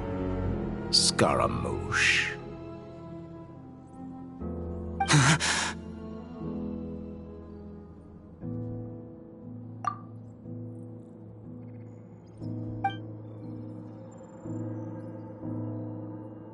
Why are you so afraid? I have done nothing unprecedented in discovering the truth. Nor did I go to any great lengths to uncover your story. You made a bold series of moves in deciding to erase yourself. And with the power of this great chronicling device called Irmin's Soul, you were able to achieve something quite remarkable. Once most people form an opinion about someone, it tends to imprison their mind. Yet you managed to erase every trace of your existence. A novel take on death indeed. However, this meant that you stood out to me all the more when I saw you in Nodcry. I didn't even have to go looking for you. Just the sight of you was enough for me to intuit the truth. For someone in my position, connecting the dots was a trivial affair. It would have been more surprising if I hadn't managed to piece it together. You seem very pleased with yourself for figuring it out. I'm sure you'd even be more delighted to learn the full extent of your crimes. That would hardly be necessary. Besides, isn't there something that concerns you more right now? Something that fills you with dread? Let me put your mind at ease. I have no intention whatsoever of restoring any of the records you deleted. For one thing, it would be exceptionally difficult. But more to the point, I doubt that the prospect of losing your current life is all that frightening to you. Because in your case...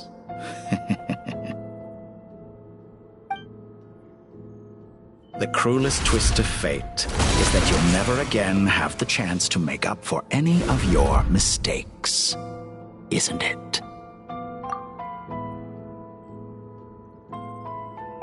Dottore?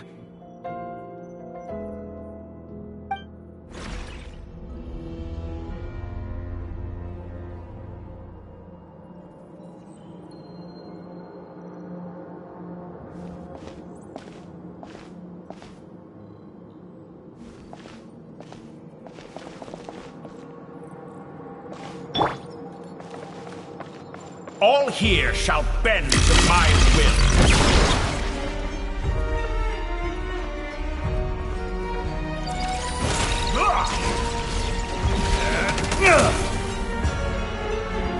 So you fear me after all?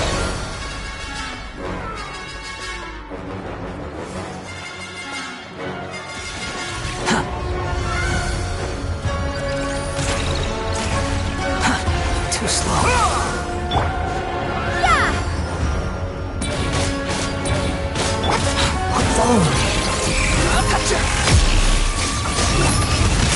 I'm afraid you'll need to do better than that to take me down. I expected you to have grown stronger. Ah, how foolish of me. I forgot that you lack any means to increase your power. You will pay for everything you've done. Oh, will I now?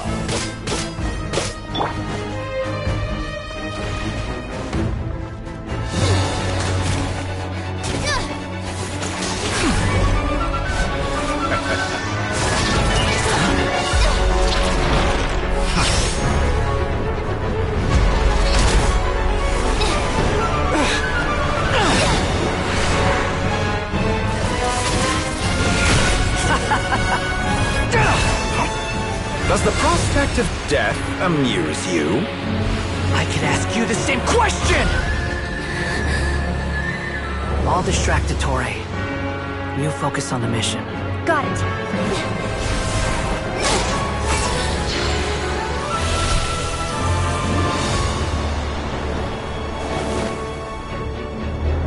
For the hopes and dreams of the masses.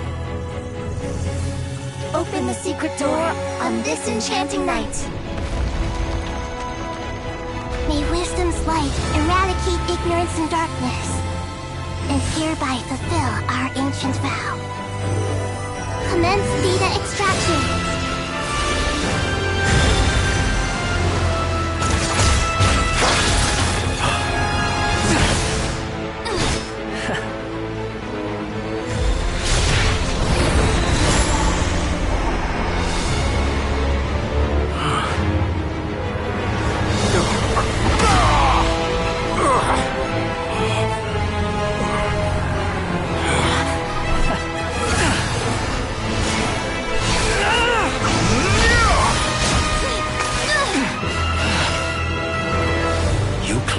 Outdated ideals and stand in the way of progress. You will pay for interfering with the grandest experiment of all time.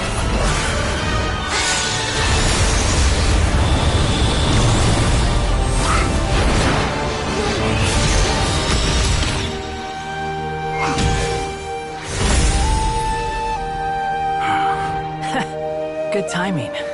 Dottore, as clever as you are, you fail to understand wisdom. Wisdom takes many forms, but the path you have chosen eschews them all. Huh.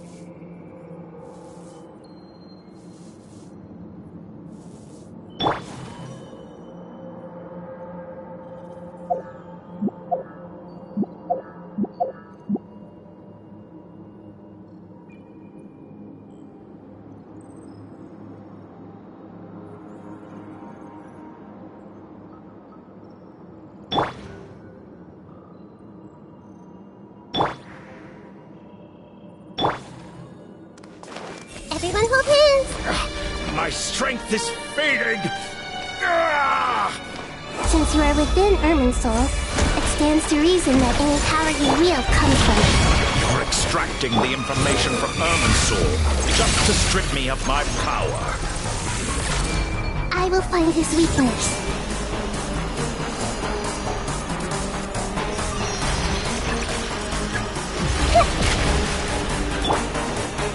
Behold!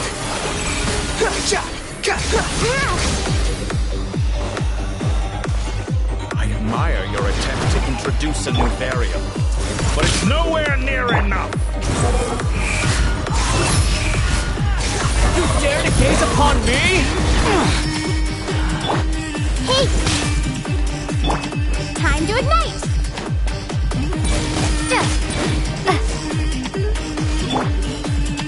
Behold! A petty trick! Everyone hold hands!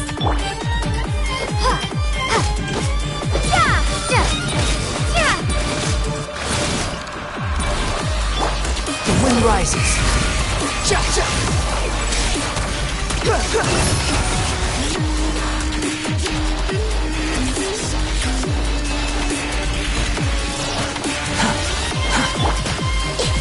Let's try I this! see everything! Muso no Hitotaki!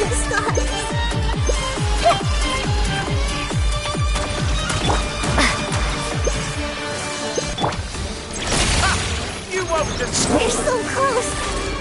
Just hold on a little longer! I'll hold him off. Traveler, Hat Guy, the rest is up to you. We certainly have a knack for surprising each other, don't we? I'm just getting started. It's time! Say your prayers! Stay on the offensive, but watch your back.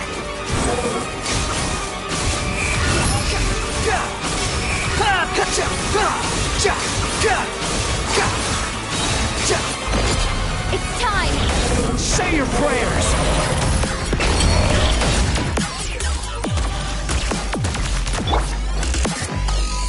Time to ignite! Let's try this! Muso no Hitotaki!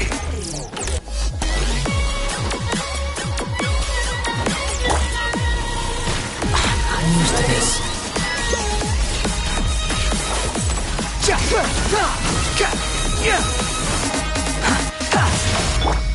Burn all before you!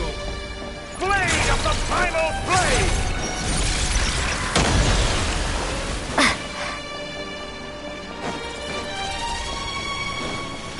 Squall and Fury!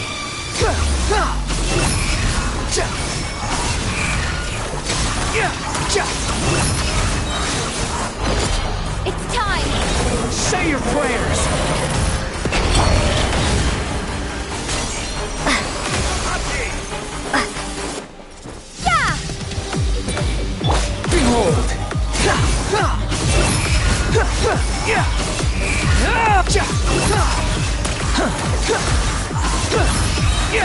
Search for it. Burn It's time! Say your prayers!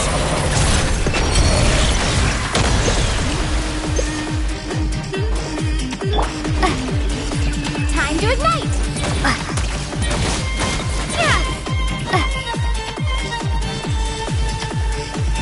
Squall and Fury!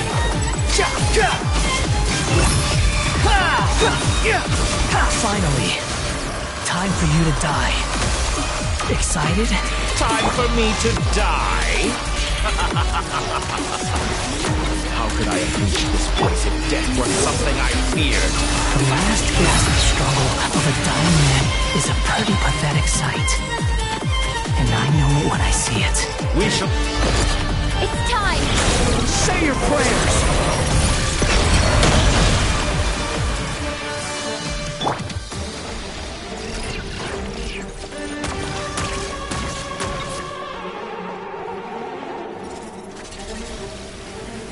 Squall and Fury!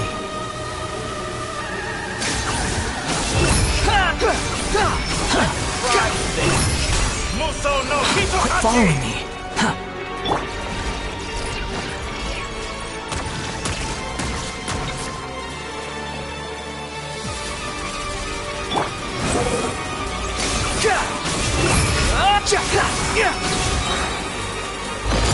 It's time! Say your prayers!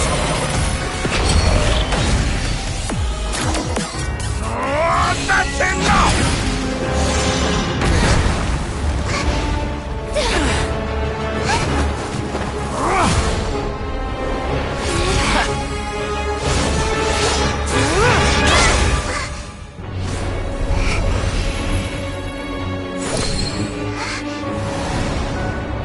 It's all yours. Do with it as you see fit.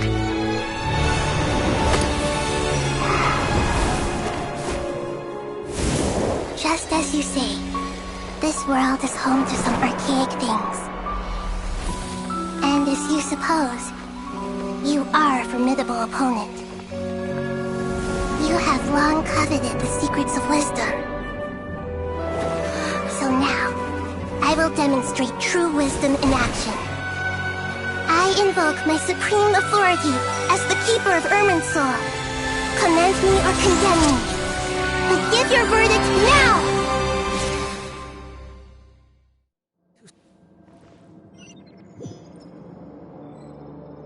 Blessed One of Wisdom, Mahakusaladhama, are you certain that you wish to exercise your authority to destroy Irminsul?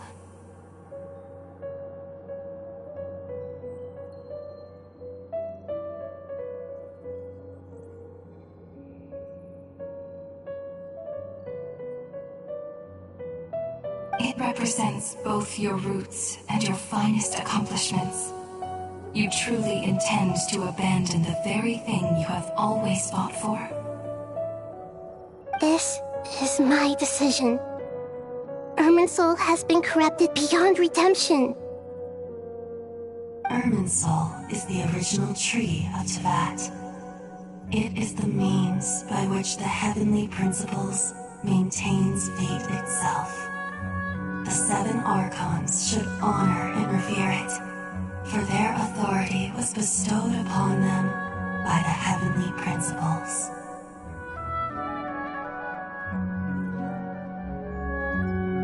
It is precisely because I honor and revere it that I fight for the humanity it exists to protect. Wisdom is knowing how to weigh the options and make the right decision. If you truly care about the fortunes of this world, then it is me you should seek to preserve. Planting a seed begins the chain of cause and effect. Since you have become a great tree yourself, why should the loss of another tree be anything to fear? Till we meet again, Lord of Dendro.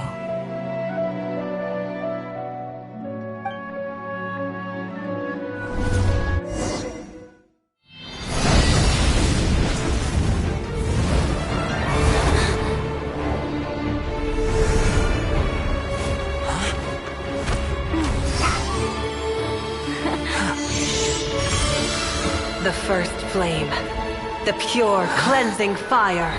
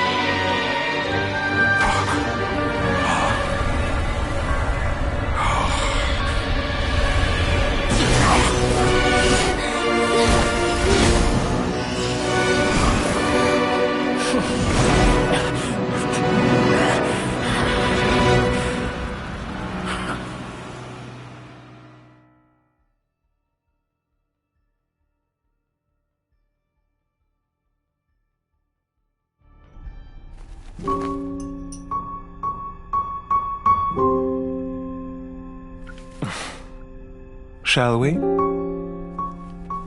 Where were we? I was suggesting that you needn't perform when signing a contract. You're only sitting here because your bank demanded an evaluation of the trustee. So you told a story about a young scholar from a merchant family in Sumeru? I told a compelling tale, didn't I? The post-expulsion story is far more captivating.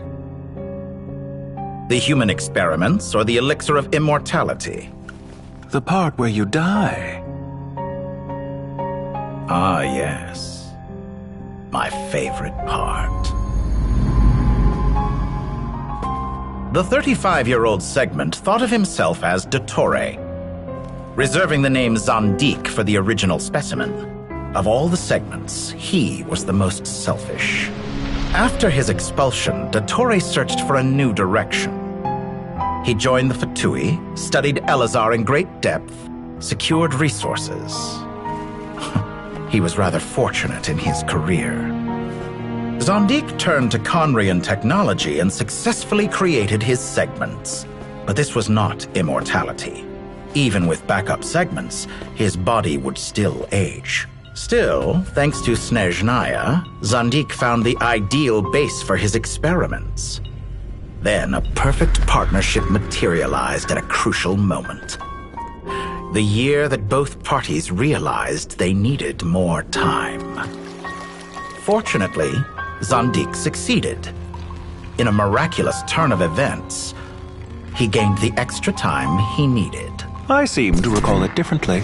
All right, it's true. No matter how much elixir he took, Zandik remained human and continued to age. Then, on the morning he turned 85... Help me up! Call for help! Surely he would be rescued, Zandik thought. But to his surprise, no one helped him. Zandik was too selfish for that. Don't forget, you're one of us. Yes, and we're all waiting. Waiting for me to die. Pantalone arrived for a meeting and happened to witness what followed. He found it unsettling. I never said that. But the Zandiks were unfazed. It was a rare opportunity for self-dissection.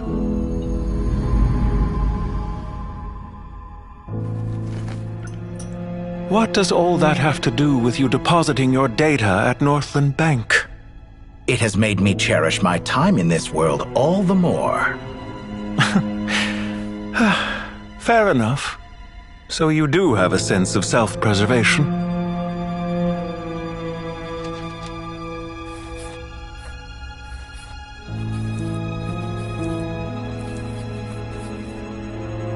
What do you mean?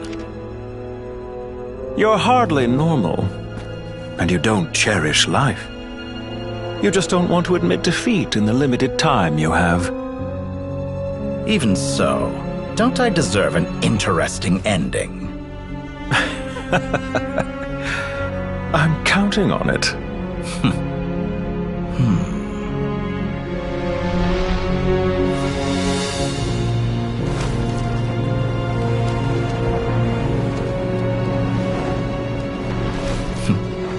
If nothing else, I expect my funeral will be a grand affair indeed.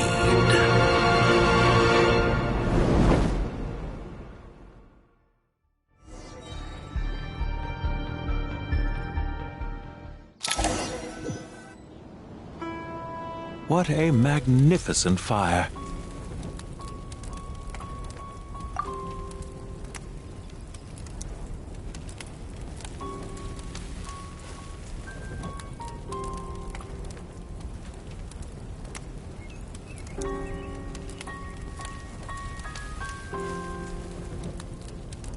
In Snezhnaya, we light fires to ward off the cold.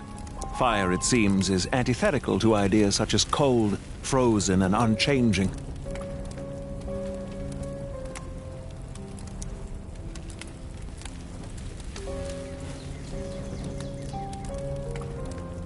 Perhaps it has always been that way. From the beginning, fire has been used to drive away wild beasts and warm the body and mind. You could say it's a form of treatment. One that cures the human heart of mortal fear. Mortal fear? Something you haven't been acquainted with in a long time, by the sounds of it. Whereas you, I'm sure, must know the feeling quite well indeed. I remember when we first discussed the elixir of immortality, you claimed that extending your lifespan was about buying more time. But was that really the truth? You fear the prospect of dying a wretched end in this world, don't you? Of course I do. I'm only human, after all. And while you may have forgotten it, you cannot deny that you too were once human, Dottore. I do not believe that there is no such fear in your heart. Perhaps you are right. But I abandoned it long ago and devoted myself to my experiments. I have felt no fear since. From the very beginning, I never thought you could win this game.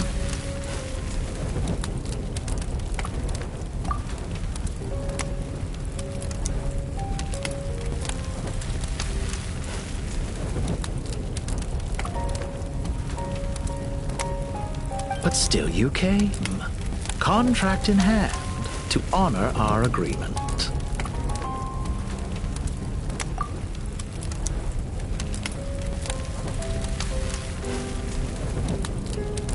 Because I am a reputable partner. And as we have discussed, experiments are about more than results alone. The process is equally important. I have come here and completed my creation, and I do not regret my decision.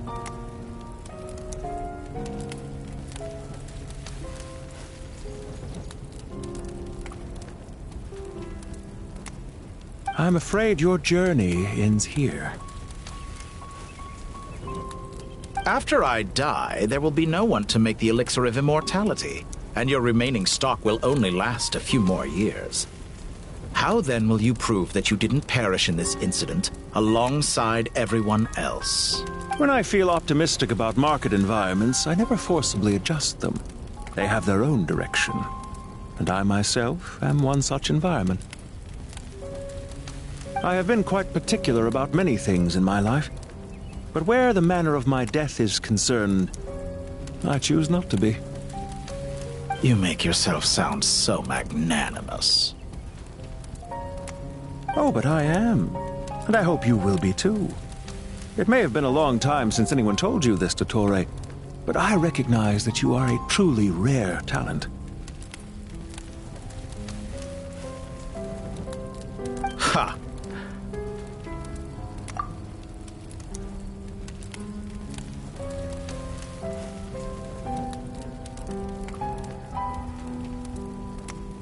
I can see it. The experiment in blasphemy that I've been performing all this time.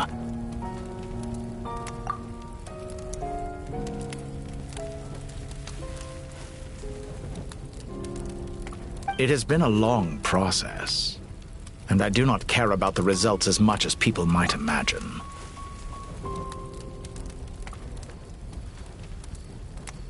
If the very goal of your experiment was to explore infinite possibilities, then there was never any reason for it to end. Indeed. Yet now, the experiment has officially drawn to a close.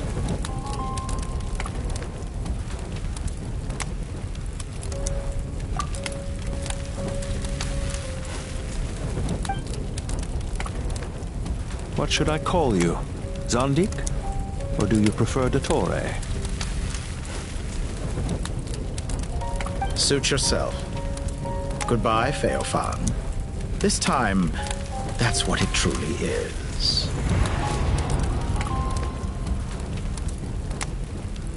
And don't I know it? Goodbye, Zondik.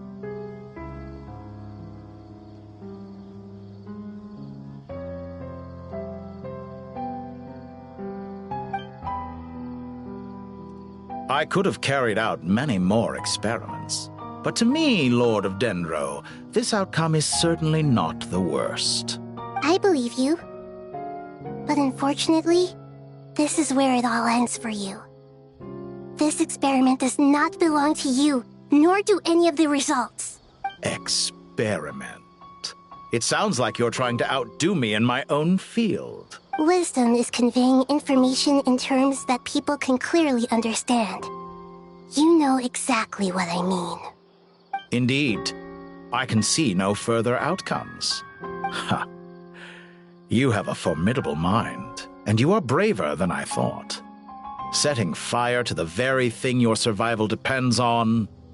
Your previous threat was empty, but this time, it is real. When necessary, wisdom can be as fierce as an inferno. Some of the flames that incinerate you come from within yourself. Perhaps you are right. You see what lies at the bottom of the human heart, and that is your wisdom.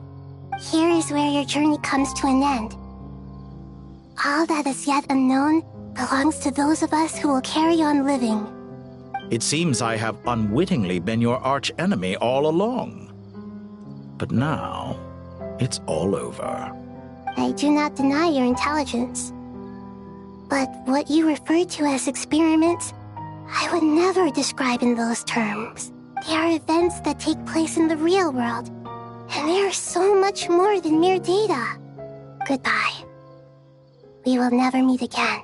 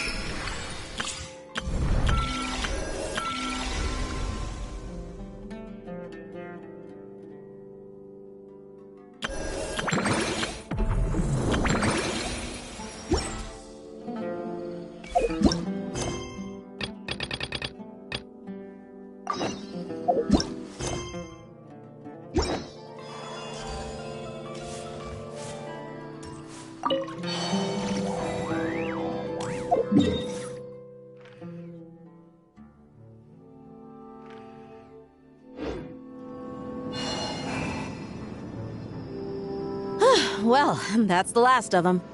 Everyone on the list is already back where they should be. It was a long, hard road, but we finally finished escorting everyone back. I just pray that we'll never need to leave again. I hope we can stay here forever in this peaceful paradise of our own choosing. Paradise. In the annals of the Temple of Silence, that word carries great significance. It represents the hopes and desires of the gods. Their longing for a place to rest. I wouldn't think gods need such a place. People always think they're the only ones who can lose their homes. They forget that gods too need a place to reside. As the Goat King once said, "A god without his people shall cease to exist." Gods need their believers every bit as much as their believers need them. Only we can truly understand how much the desert faith has faded over the centuries. But we still talk about the gods as though they're part of our lives. Given the myriad ways in which gods and humans interact, I'd say they really are. How else could Dunyarzad consider the Dendro Archon a friend? Well, that sounds about right to me. Describing them as friends sure makes us feel a whole lot closer. If you told me a few years back that I'd have this many friends, I'd have called you a liar. Belief is a choice, just like friendship. We've made our choices through battle. The right ones, wouldn't you say? I'll be heading back to the Temple of Silence. I heard the Goat King and the Ibis King decided to pay us a visit. How about you? It's back to Aru Village for us. Still plenty of supplies to distribute and people to help. Until next time, old friend. As long as you can find the time, you're always welcome to visit us in Aru Village. Right back at you. Make sure to drop by the Temple of Silence the next time you're free. Word is that 2 of the other 7 pillars, Shezapang and Bennu, might also be dropping by. Since you're wearing the symbols of their power, it'd only be fitting if you came to see them for yourselves. Dropping by? That makes it sound like they're visiting a neighbor's home. Well, the temple was founded by Hermanubis, so I guess to them, that's exactly what it is. Guess that's true. All right. We'll make sure to find time to stop by. Stay safe on your journey home. I will.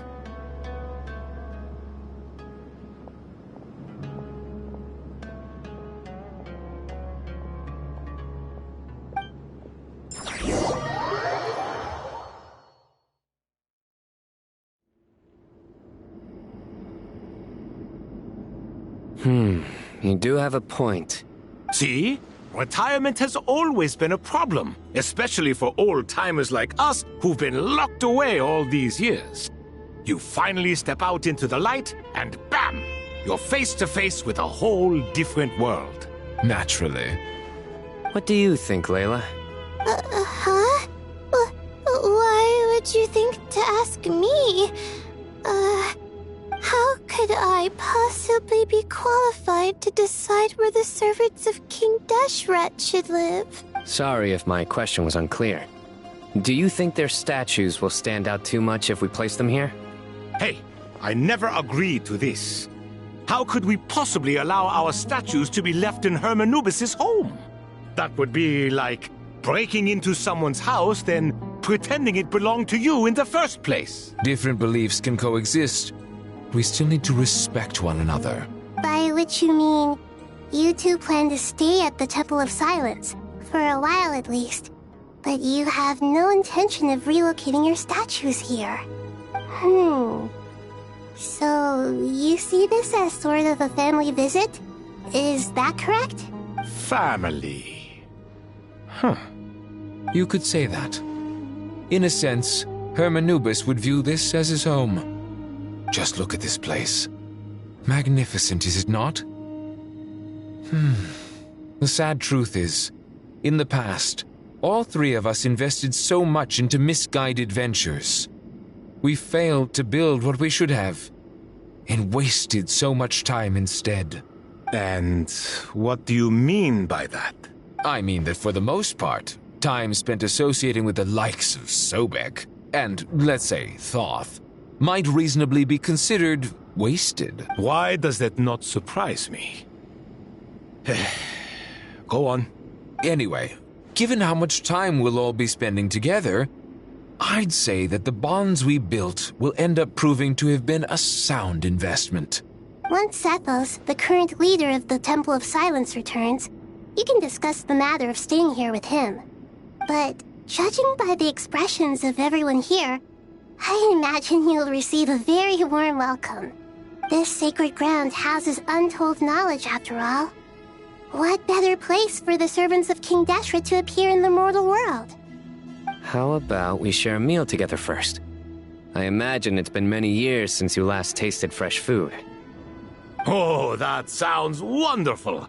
After so many hundreds of years, I can only surmise that desert cuisine has become a lot more varied. Are we having a get-together? If you'd like, I can help prepare some food. After all, Lord Thoth, you helped me so much in the desert, and I still haven't properly thanked you. Oh, my, that would be wonderful. I'm touched that you still remember. How the times have changed. To the people of today, it seems the Ibis King has become a kind and passionate god. And you, Mr. Herreshoff?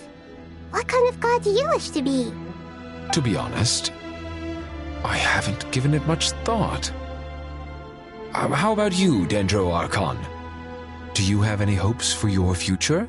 Me? I'm very happy with my current life. Forgive my bluntness, but you do not seem to derive your authority from majesty and might, like Lord Al-Ahmar. Clearly your approach has its advantages, but also its dangers, don't you think? I do, but projecting a majestic front doesn't really suit me. Besides, my relationship with others isn't simply one of a god and her people. Not putting on airs might earn you more adoration. Exactly. Besides, I really like parties where everyone brings their own food and we all come together to share. You should join us. I'm sure you'll find it fun. Last time when we got together for a picnic near the Avidia Forest, it was quite the occasion. Seeing as you're already here, how about we hold the next one in the desert? Can we do that? Wouldn't Tainari have to transport a ton of drinking water? Don't worry, I can help out. Layla, would you like to join us next time? Me? Sure. The more the merrier. That way we... Don't take this the wrong way. I just think you should know. When it comes to passing the time, chess is more our thing. The more the merrier. That way we... In that case, Dendro Archon, what do you say? If I were to compete against you, I can't say with certainty I'd win, but I certainly wouldn't mind giving it a shot. Where's Sobek? I'm sure he'd be good for a few rounds. Cards, cards, cards! I'll always prefer chess.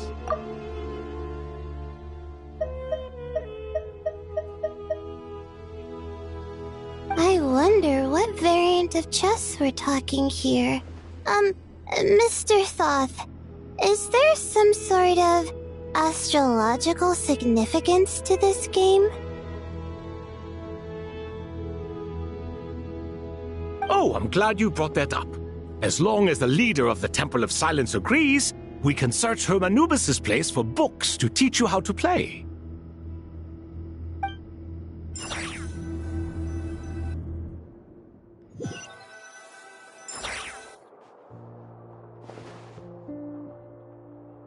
Such devastation visited on Sumeru City.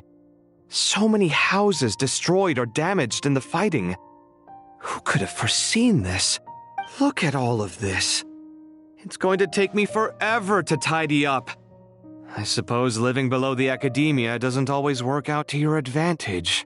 I would have thought a little appreciation of my sincerity and effort in helping to clean up this mess might be in order. Helping? Effort? This is your house! Of course you should be putting in the effort! If anything, I'm the one who's helping! So you see yourself as just a helper in this situation. I must admit, I'm rather shocked. If you're trying to say that since I live here too, I have an obligation to tidy up, fine. I suppose I do. Wait a second, stop changing the subject! Nevertheless, in the wake of a great storm, a missing roof is a predictable inconvenience. Can you stop making it seem like I care more about this house than you do? Doesn't it upset you at all to see your home in this state? I won't pretend it's ideal, but that's no reason to be upset.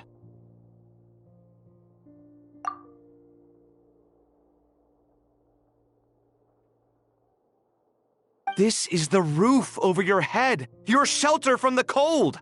The furniture is scattered, the paintings have fallen off the walls, the windows are shattered. Don't you feel even a little disheartened? The way I see it, these problems are easily solved. Ugh, this is precisely why I hate talking to you about sentimental things. It's like banging my head against a wall. You simply don't understand just how much work goes into making a proper home. It sounds like this is causing you a lot of anguish.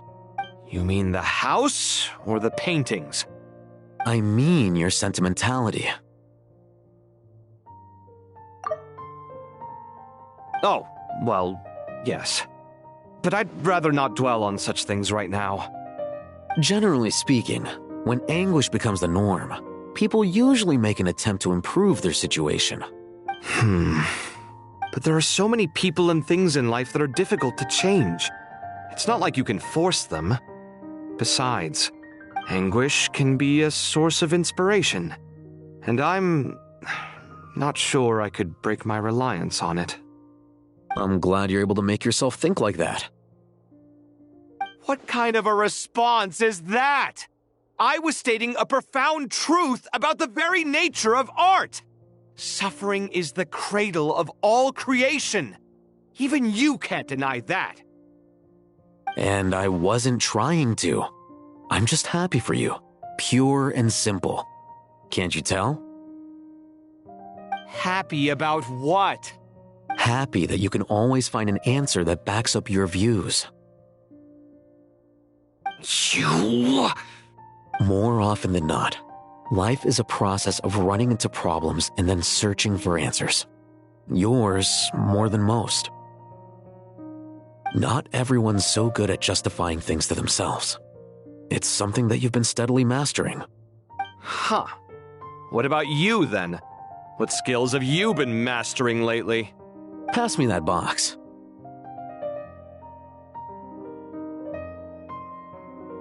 Huh? Okay.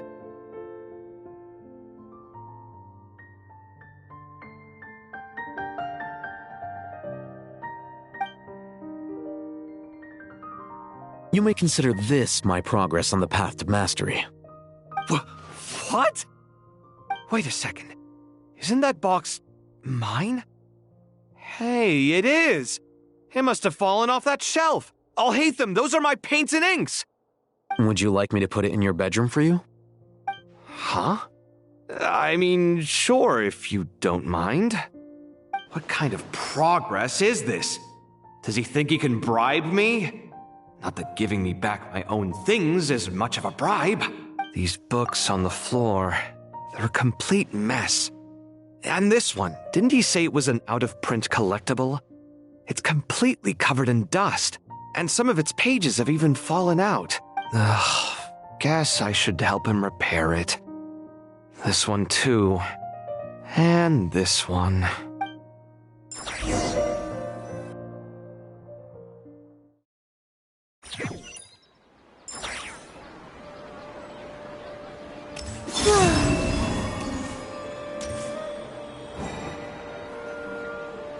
Local subter beasts, imported goods, such a bright future ahead. I can picture the Mora just rolling in. You do realize you sound like a choking cow? It's called being imposing. Can't you feel it? Oh, I'm positively shaking in my sandals. What commands do you have for me? You've got a lot of nerve, Nefer. Seriously, do you have any idea how differently they see me now? Surely that's a good thing. You traded my secret for sympathy! Thanks to you, I've lost every last shred of my mercantile majesty. How am I supposed to make anyone think I'm a big, scary investor now? The dark days of Lord Sangama Bay are behind you. Why not take this chance to make a few honest friends? Speaking of friends, since when did the notorious Lady Nefer gain such an admiration for holier-than-thou types? A moon chanter here? An angel there? A coming together of fates, nothing more. Forget it. You're right about one thing at least. Still,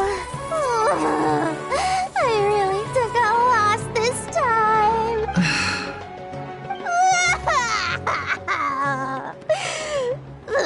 What are you looking at? I'm trying to see if you're really crying or if those are just crocodile tears. A little birdie told me that when Lord Sangamabe makes money, the tears flow from the center of her eyes. But when she loses it, they flow from the corners. Which is it this time? Ugh, you are so annoying. I'm not talking to you anymore. Nefer! Thank goodness you're here. Huh? Oh. If it isn't the House of Dana's very own librarian. What can I offer you today, Miss Katayun? Oh, no. I'm not here to buy. I'm here to bring Lady Nefer a book, and a fascinating one at that. We agreed to meet at the entrance to the mausoleum of King Deshret. One more thing. Reasoning knows not time of day, but suspense always follows a blizzard. That's quite the mouthful. Huh? Isn't that the one that... It was all the rage for a while. People throughout the city were clamoring to get their hands on a copy. The names inside were all circled. Everyone thought it was a riddle. Don't bring up that book in my presence. I don't even want to hear its name. That thing was nothing but a scam. Surprisingly enough, I've actually heard of this book, though it doesn't seem of much consequence. So, what truth lies behind it? You're from the Vahumana and you're asking me what the truth is? I'd say the actual truth was about the least important part of the whole episode. I brought you this book because it probably has the most interesting backstory of... Don't tell me it's actually any good. You may not know this, Lord Sangamabe, but Lady Nefer has a fondness for books with... How should I put this? Mixed reviews? No eye for good literature. Huh. Perhaps she feels that bad books hide interesting secrets? But I shouldn't put words in her mouth. It's probably fair to say. Suits my style as an intel broker, wouldn't you say? Very interesting, thank you. I'll return it to you once I'm done reading. And as it happens, I have something for you, too. Incense? I imagine you've already used up the incense I gave you last time. Here's some more. This batch is from Nodcry, so the scent won't be quite the same. Well, actually, I've been saving the incense you gave me. I couldn't bring myself to waste it without a special occasion. But I'll gladly accept this, too. Katayun, you haven't changed a bit.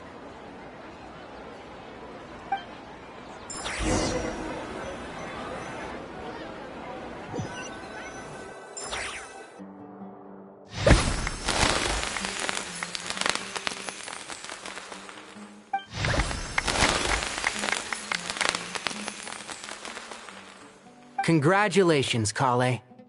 Well done, Kale. After studying for so long, you've finally become a full-fledged ranger. Sure hasn't been easy for you, huh? This really is fantastic news. All grown up. No longer a trainee, but an official forest ranger. Oh, the next step is to secure tenure in the academia. Thanks, everyone. It's true. I'm an official forest ranger now. Master Tainari, thank you for your guidance and support. I wish Mr. Sino were here so I could thank him too. Sino had a matter to attend to at the Temple of Silence. I don't imagine he'll be back for some time. But don't worry, we can celebrate together once he's finished. I'm afraid the party will have to wait. Kale still has some matters to attend to first. Kale? Is everything all right? No, it's not what you think. There's nothing wrong with my health. I just have a few things I need to deal with. I've made plans with the Traveler and Paimon to visit Mondstadt. Well, that's a relief. Let's get together when everyone's back. Of course. I have a feeling you're right.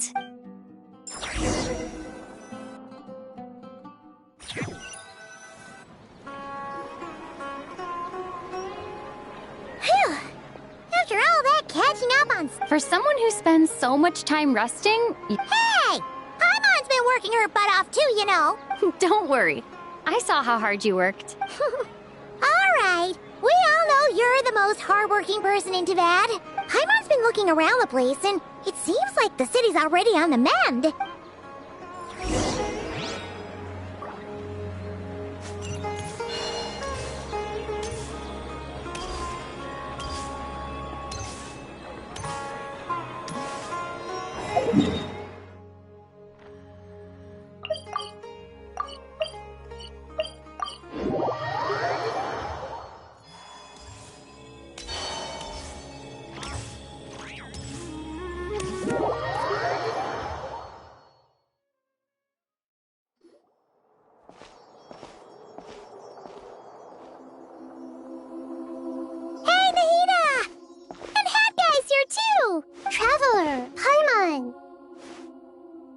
what's going on here? Nothing much. Nahida was just expressing concern for my physical and mental well-being. Oh, the Traveler told Paimon all about that. We've both been very worried about you. Are you feeling alright? You make it sound like I'm on the brink of some kind of breakdown. Truth is, I'm doing much better than you might imagine. If we can just get to the bottom of Dottoro's intentions, we can minimize his negative influence. That's the sort of thing I excel at. Just listen to that newfound optimism. It seems like having you enroll in the Vahumana was a truly inspired move. I can really see the positive influence. Observe, a classic Sumeru specialty. Chalking everything up to education and learning. To be honest, even I can sense the change in you. Everything Dottore said to you was a way to manipulate your mind. Fortunately, you're no longer under his sway. Can someone as old as me really continue to grow? If it helps, just think of yourself as a late bloomer. It's all a matter of phrasing, and it comes down to what standards you measure yourself by. For a puppet, developing at such an age is perfectly normal. But if you choose to call yourself a late bloomer, it sounds more like you consider yourself human. However you see yourself, well done. All right, I see what you mean. Anyway, what's your next step? What else can I do but complete my current courses? Everything else can wait. Anyway, that's enough chit-chat. There are still things in the city I need to help out with. I'll be heading there now.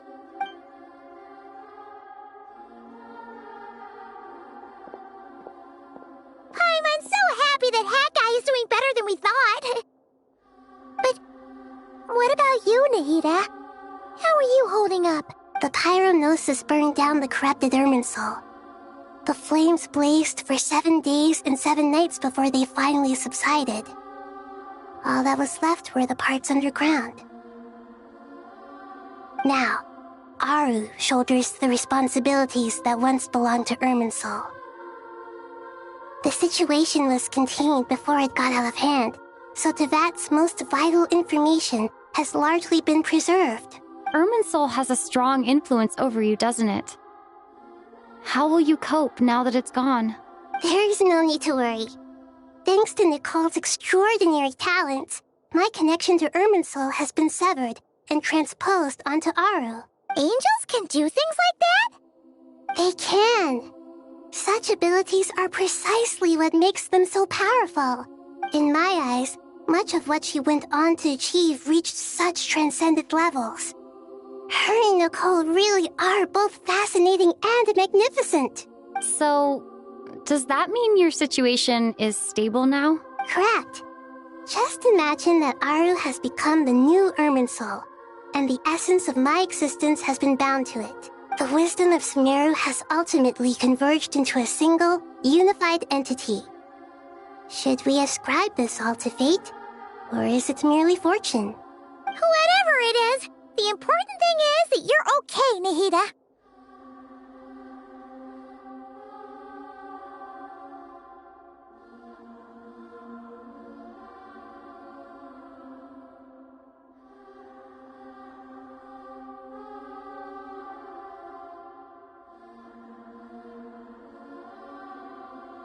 Dendro Archon, Lesser Lord Kusanali. Oh, thank goodness you're here. Greetings, Traveler and Paimon. Sir Nevis, do you have something urgent to say? Yes, there's something I need to report. We've received a message from Snezhnaya.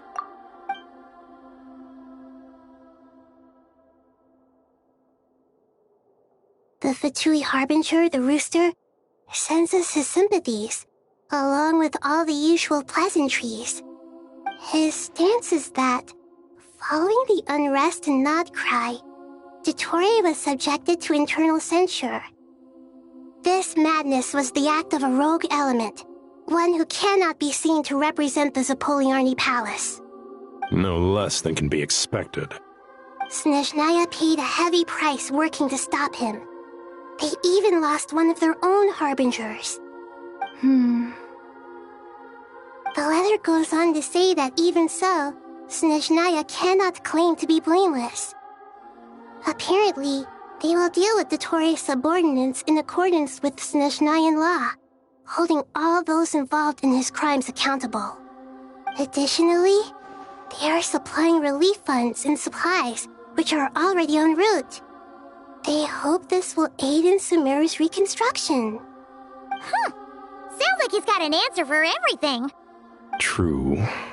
But as diplomatic rhetoric goes, it's highly effective. Completely watertight, both in logic and sentiment. This disaster has had a profound impact on Sumeru. There is much that I will keep in my heart. The matter of the Torei can be seen as settled for now. We are sure to cross paths again in the future, and in that light, Snezhnaya would do well to uphold their responsibilities and keep a tight rein over their actions. With Irminsul burned, the flow of fate now carries many more possibilities. I will be watching carefully. Perhaps we can move on to a less serious matter? Dendro Archon, will you eat with us once this matter is dealt with? Everyone wishes to celebrate together. Your presence would be most welcome. Of course! Junior Zod, Sino, and Hypatia all told me the same thing. What a wonderful idea. That just leaves the question of what we should eat. Not more tomatoes, surely. More? Dendro Archon, what do you mean by more tomatoes? Those good friends of yours are always talking about tomatoes. Sometimes when I'm walking through the city, I can even hear them arguing in the fields. Since you see them so often, you must hear about tomatoes even more than I do. Tomatoes. Tomatoes. The word has a certain magic to it. Like the autumn fur of a sumpter beast swirling in the wind, sometimes flying up my nose. Tomatoes. What can we make with tomatoes? Wait, why tomatoes? Take your time, there's no need to rush. The traveler, Paimon, and I still have somewhere we need to visit. Does this mean you're going to Natlan? Meet them there in person. I know. But this is necessary. I must go myself. Traveler, Paimon, we'll set off as soon as you're ready. Is that all right? Sure. We'll be ready whenever you are. You'll hear no objections from Paimon. We should grab some snacks along the way, though. It'll be just like going on a long holiday. Wonderful.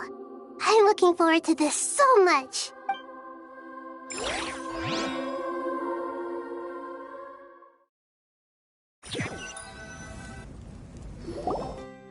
Natlan is such a lively place. It's super cheerful and positive, too. I can see that. There are people outside exercising at all hours. Such a healthy way of life. You came. Welcome, welcome. You must be hungry from your journey. Would you like something to eat? Oh, thanks, but no thanks. We've been eating the whole way here. We had a mushroom platter, Sap's meat stew, butter braised chicken, Hadasara pudding. Paimon's positively stuffed. All right. No need for all that detail. Maybe later then. We can wait till everyone's got an appetite. Then I'll head out for a meal together. Sounds like a plan.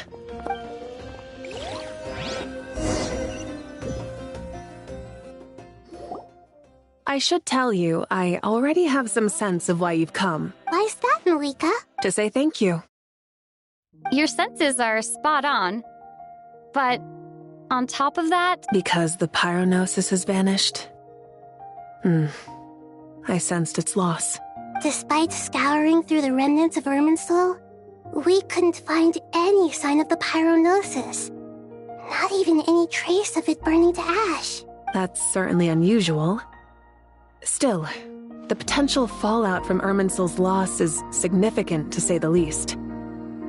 Perhaps the pyronosis's disappearance is simply a knock-on effect of the impact it's had on a certain strand of fate. There's no need to feel guilty. We were clear that this time, there was to be no returning, only giving. Pure and simple. Thank you really is a fascinating phrase. We use it to express gratitude for the smallest of things. Yet, when faced with a kindness too immense to describe, we use exactly the same words. It's not that we lack other means of expression.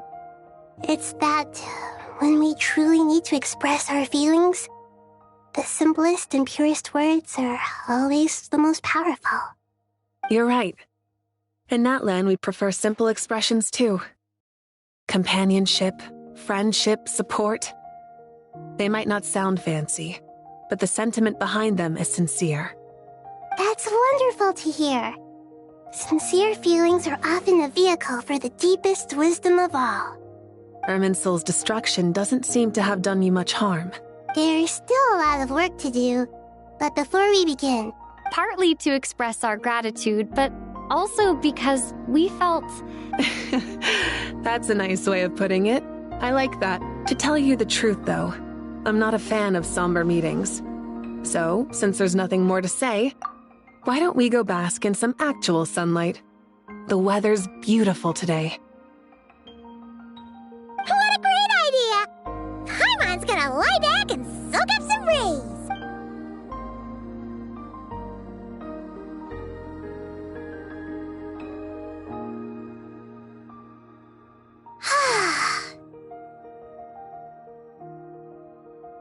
In that case, I think I'll lie down for a bit too before we head to our next stop.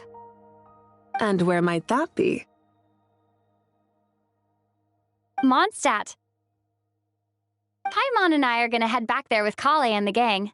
Long ago, I sensed that the god remains inside Kale had come from the goddess of flowers, but I kept it a secret.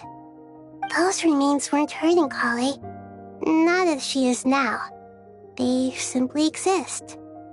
Besides, I could sense a deep yearning within her. A yearning for an ordinary life. A yearning to hold on to the hard-won happiness she now enjoys. Someone like her, I have a responsibility to keep her secret. She should be ready to face the truth by now. Whenever people meet, there is always the potential to create warmth and kindness. Every child grows up, but even as adults, they are still children in the eyes of certain people. Oh, just like how Paimon sometimes sees Nahida as a little kid. Is that so? Well, anyone who's friends with a kid is probably a kid themselves. Of course! And there's nothing wrong with that. When we get back, we'll actually be hanging out with another of our friends who happens to be a kid. Or more like looking after, in her case. Anyway, we'll always be there to watch out for our friends. Dear Sucrose, when you receive this letter, I'll probably be as busy as always. But busy with wonderful things. That's because I'm no longer a trainee. I'm now an official forest ranger. Impressive, right? Sino said that official rangers sound much tougher than trainees. Though he did say it was already pretty tough to start out with. You probably heard that something big happened in Sumeru recently. Don't worry, it's all been taken care of. We're heading to Mondstadt soon, so if you're free, maybe we could meet up? Plus, it's not just me. A few of us are going. Hey, do you still remember that time we all got together? You know, when we all went to the Windbloom Festival? It'll be just like that.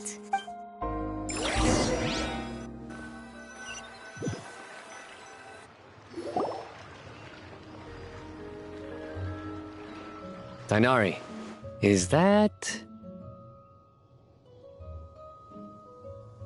Don't you say it!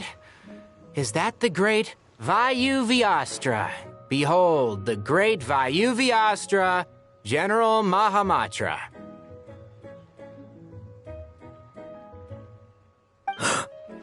How times have changed. I wasn't expecting you to beat me to the punchline. You've changed. You've really upped the aggression in your battle against Sino's jokes. Kale, How did you know what I was going to say? For the love of...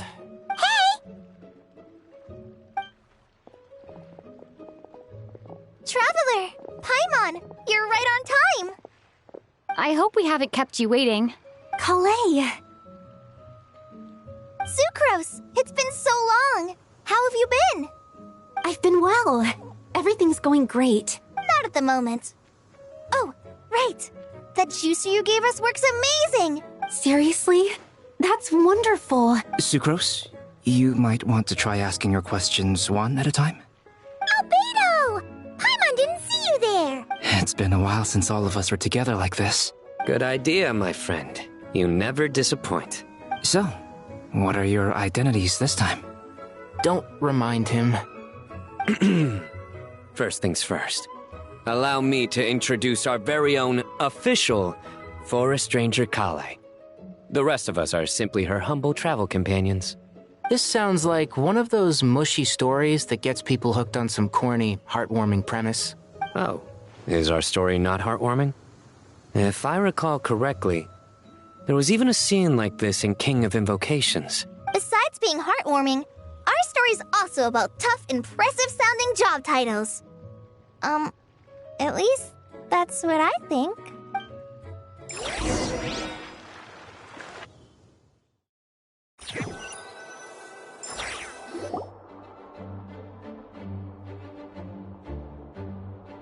Oh, you're here already?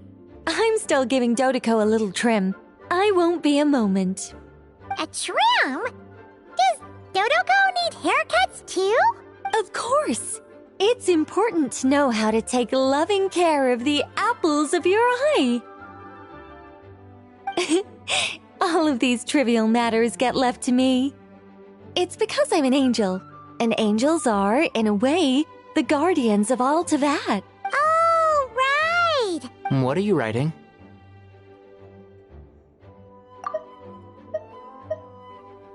Oh, right! Well, that's definitely an impressive-sounding job title. What are you writing?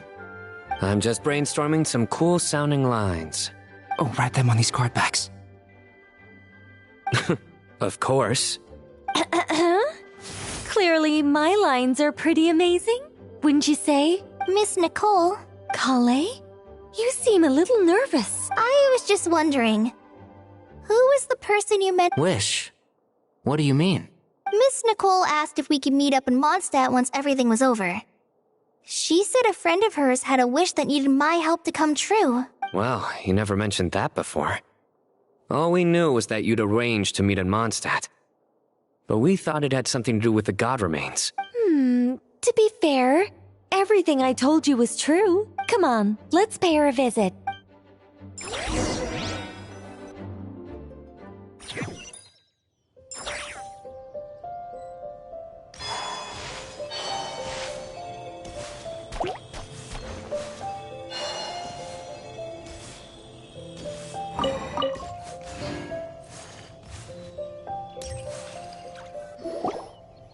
Huh? You're... Surprised? I bet you weren't expecting to meet a woman like me beneath this beautiful tree in a faraway land. An oasis will spring from the place where a djinn resides. That saying falls somewhat flat here in Mondstadt, given that everywhere is already so lush and green. Lilupar, what are you doing here? I made friends with Miss Nicole. I asked her to bring me here and then invite Calais to come. The prologue to this story is that I have a wish. It has stirred within my heart for centuries. Millennia, even. Originally, it was merely Al-Ahmar's lie, but now it has become reality. Could this be related to the goddess of flowers? My dear young lady, my mistress left her final trace in this world upon you. I can't tell you how glad I am to see you here. And now I have seen you, and peered into your heart. You have experienced hardships and suffered setbacks. The torment an ordinary person might expect to face has befallen you threefold. This is the source of your resilience. But beneath all this, I have witnessed the seeds of desire. You yearn to return to the simple life you once knew, do you not? I do. I want to throw away everything that isn't mine. But how do you decide what is yours? The scars that others carve into your flesh? The kindness and love they inscribe? Are these things not yours as well? They are. This is something I've talked about with Miss Nicole. Miss Nicole said I should learn how to adjust my standards. Don't you want anything from the remains of the goddess of flowers? She gave me a revelation once. I think that's already more than enough. In the past, you would not have possessed such a rich heart. Your brief life has taught you to hold on to everything good, to home in on kindness. How fascinating. You're nothing like Nabu Malikata, and you're certainly not her.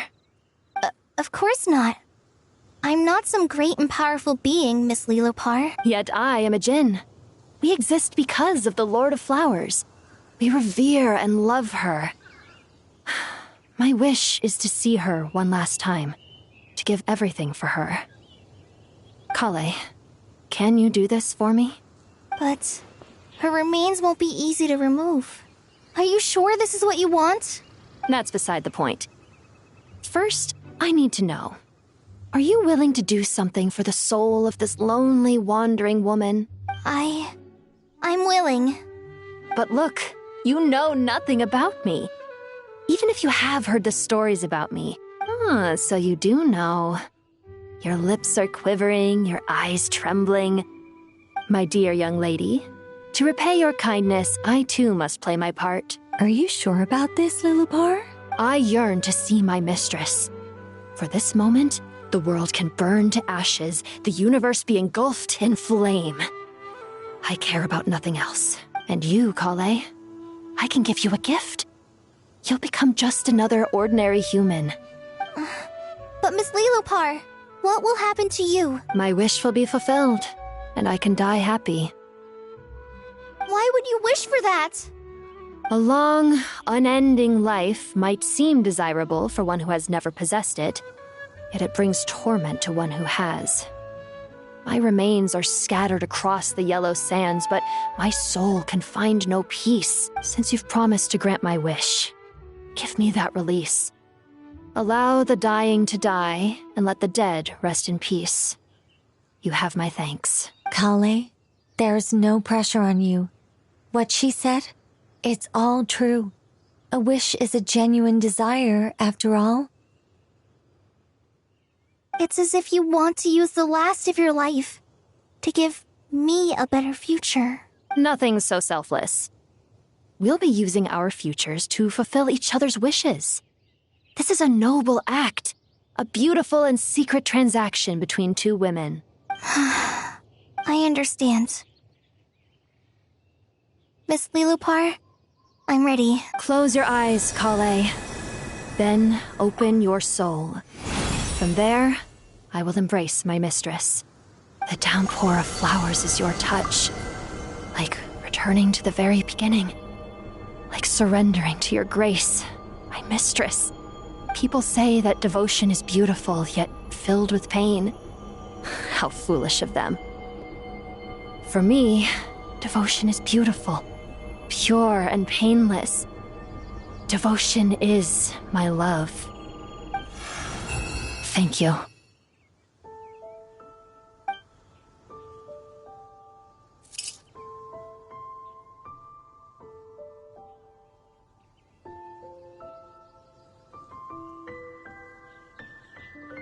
Lilopar! She disappeared?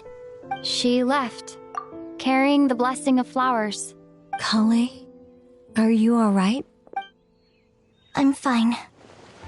Now that the remains are gone, I don't actually feel any different at all.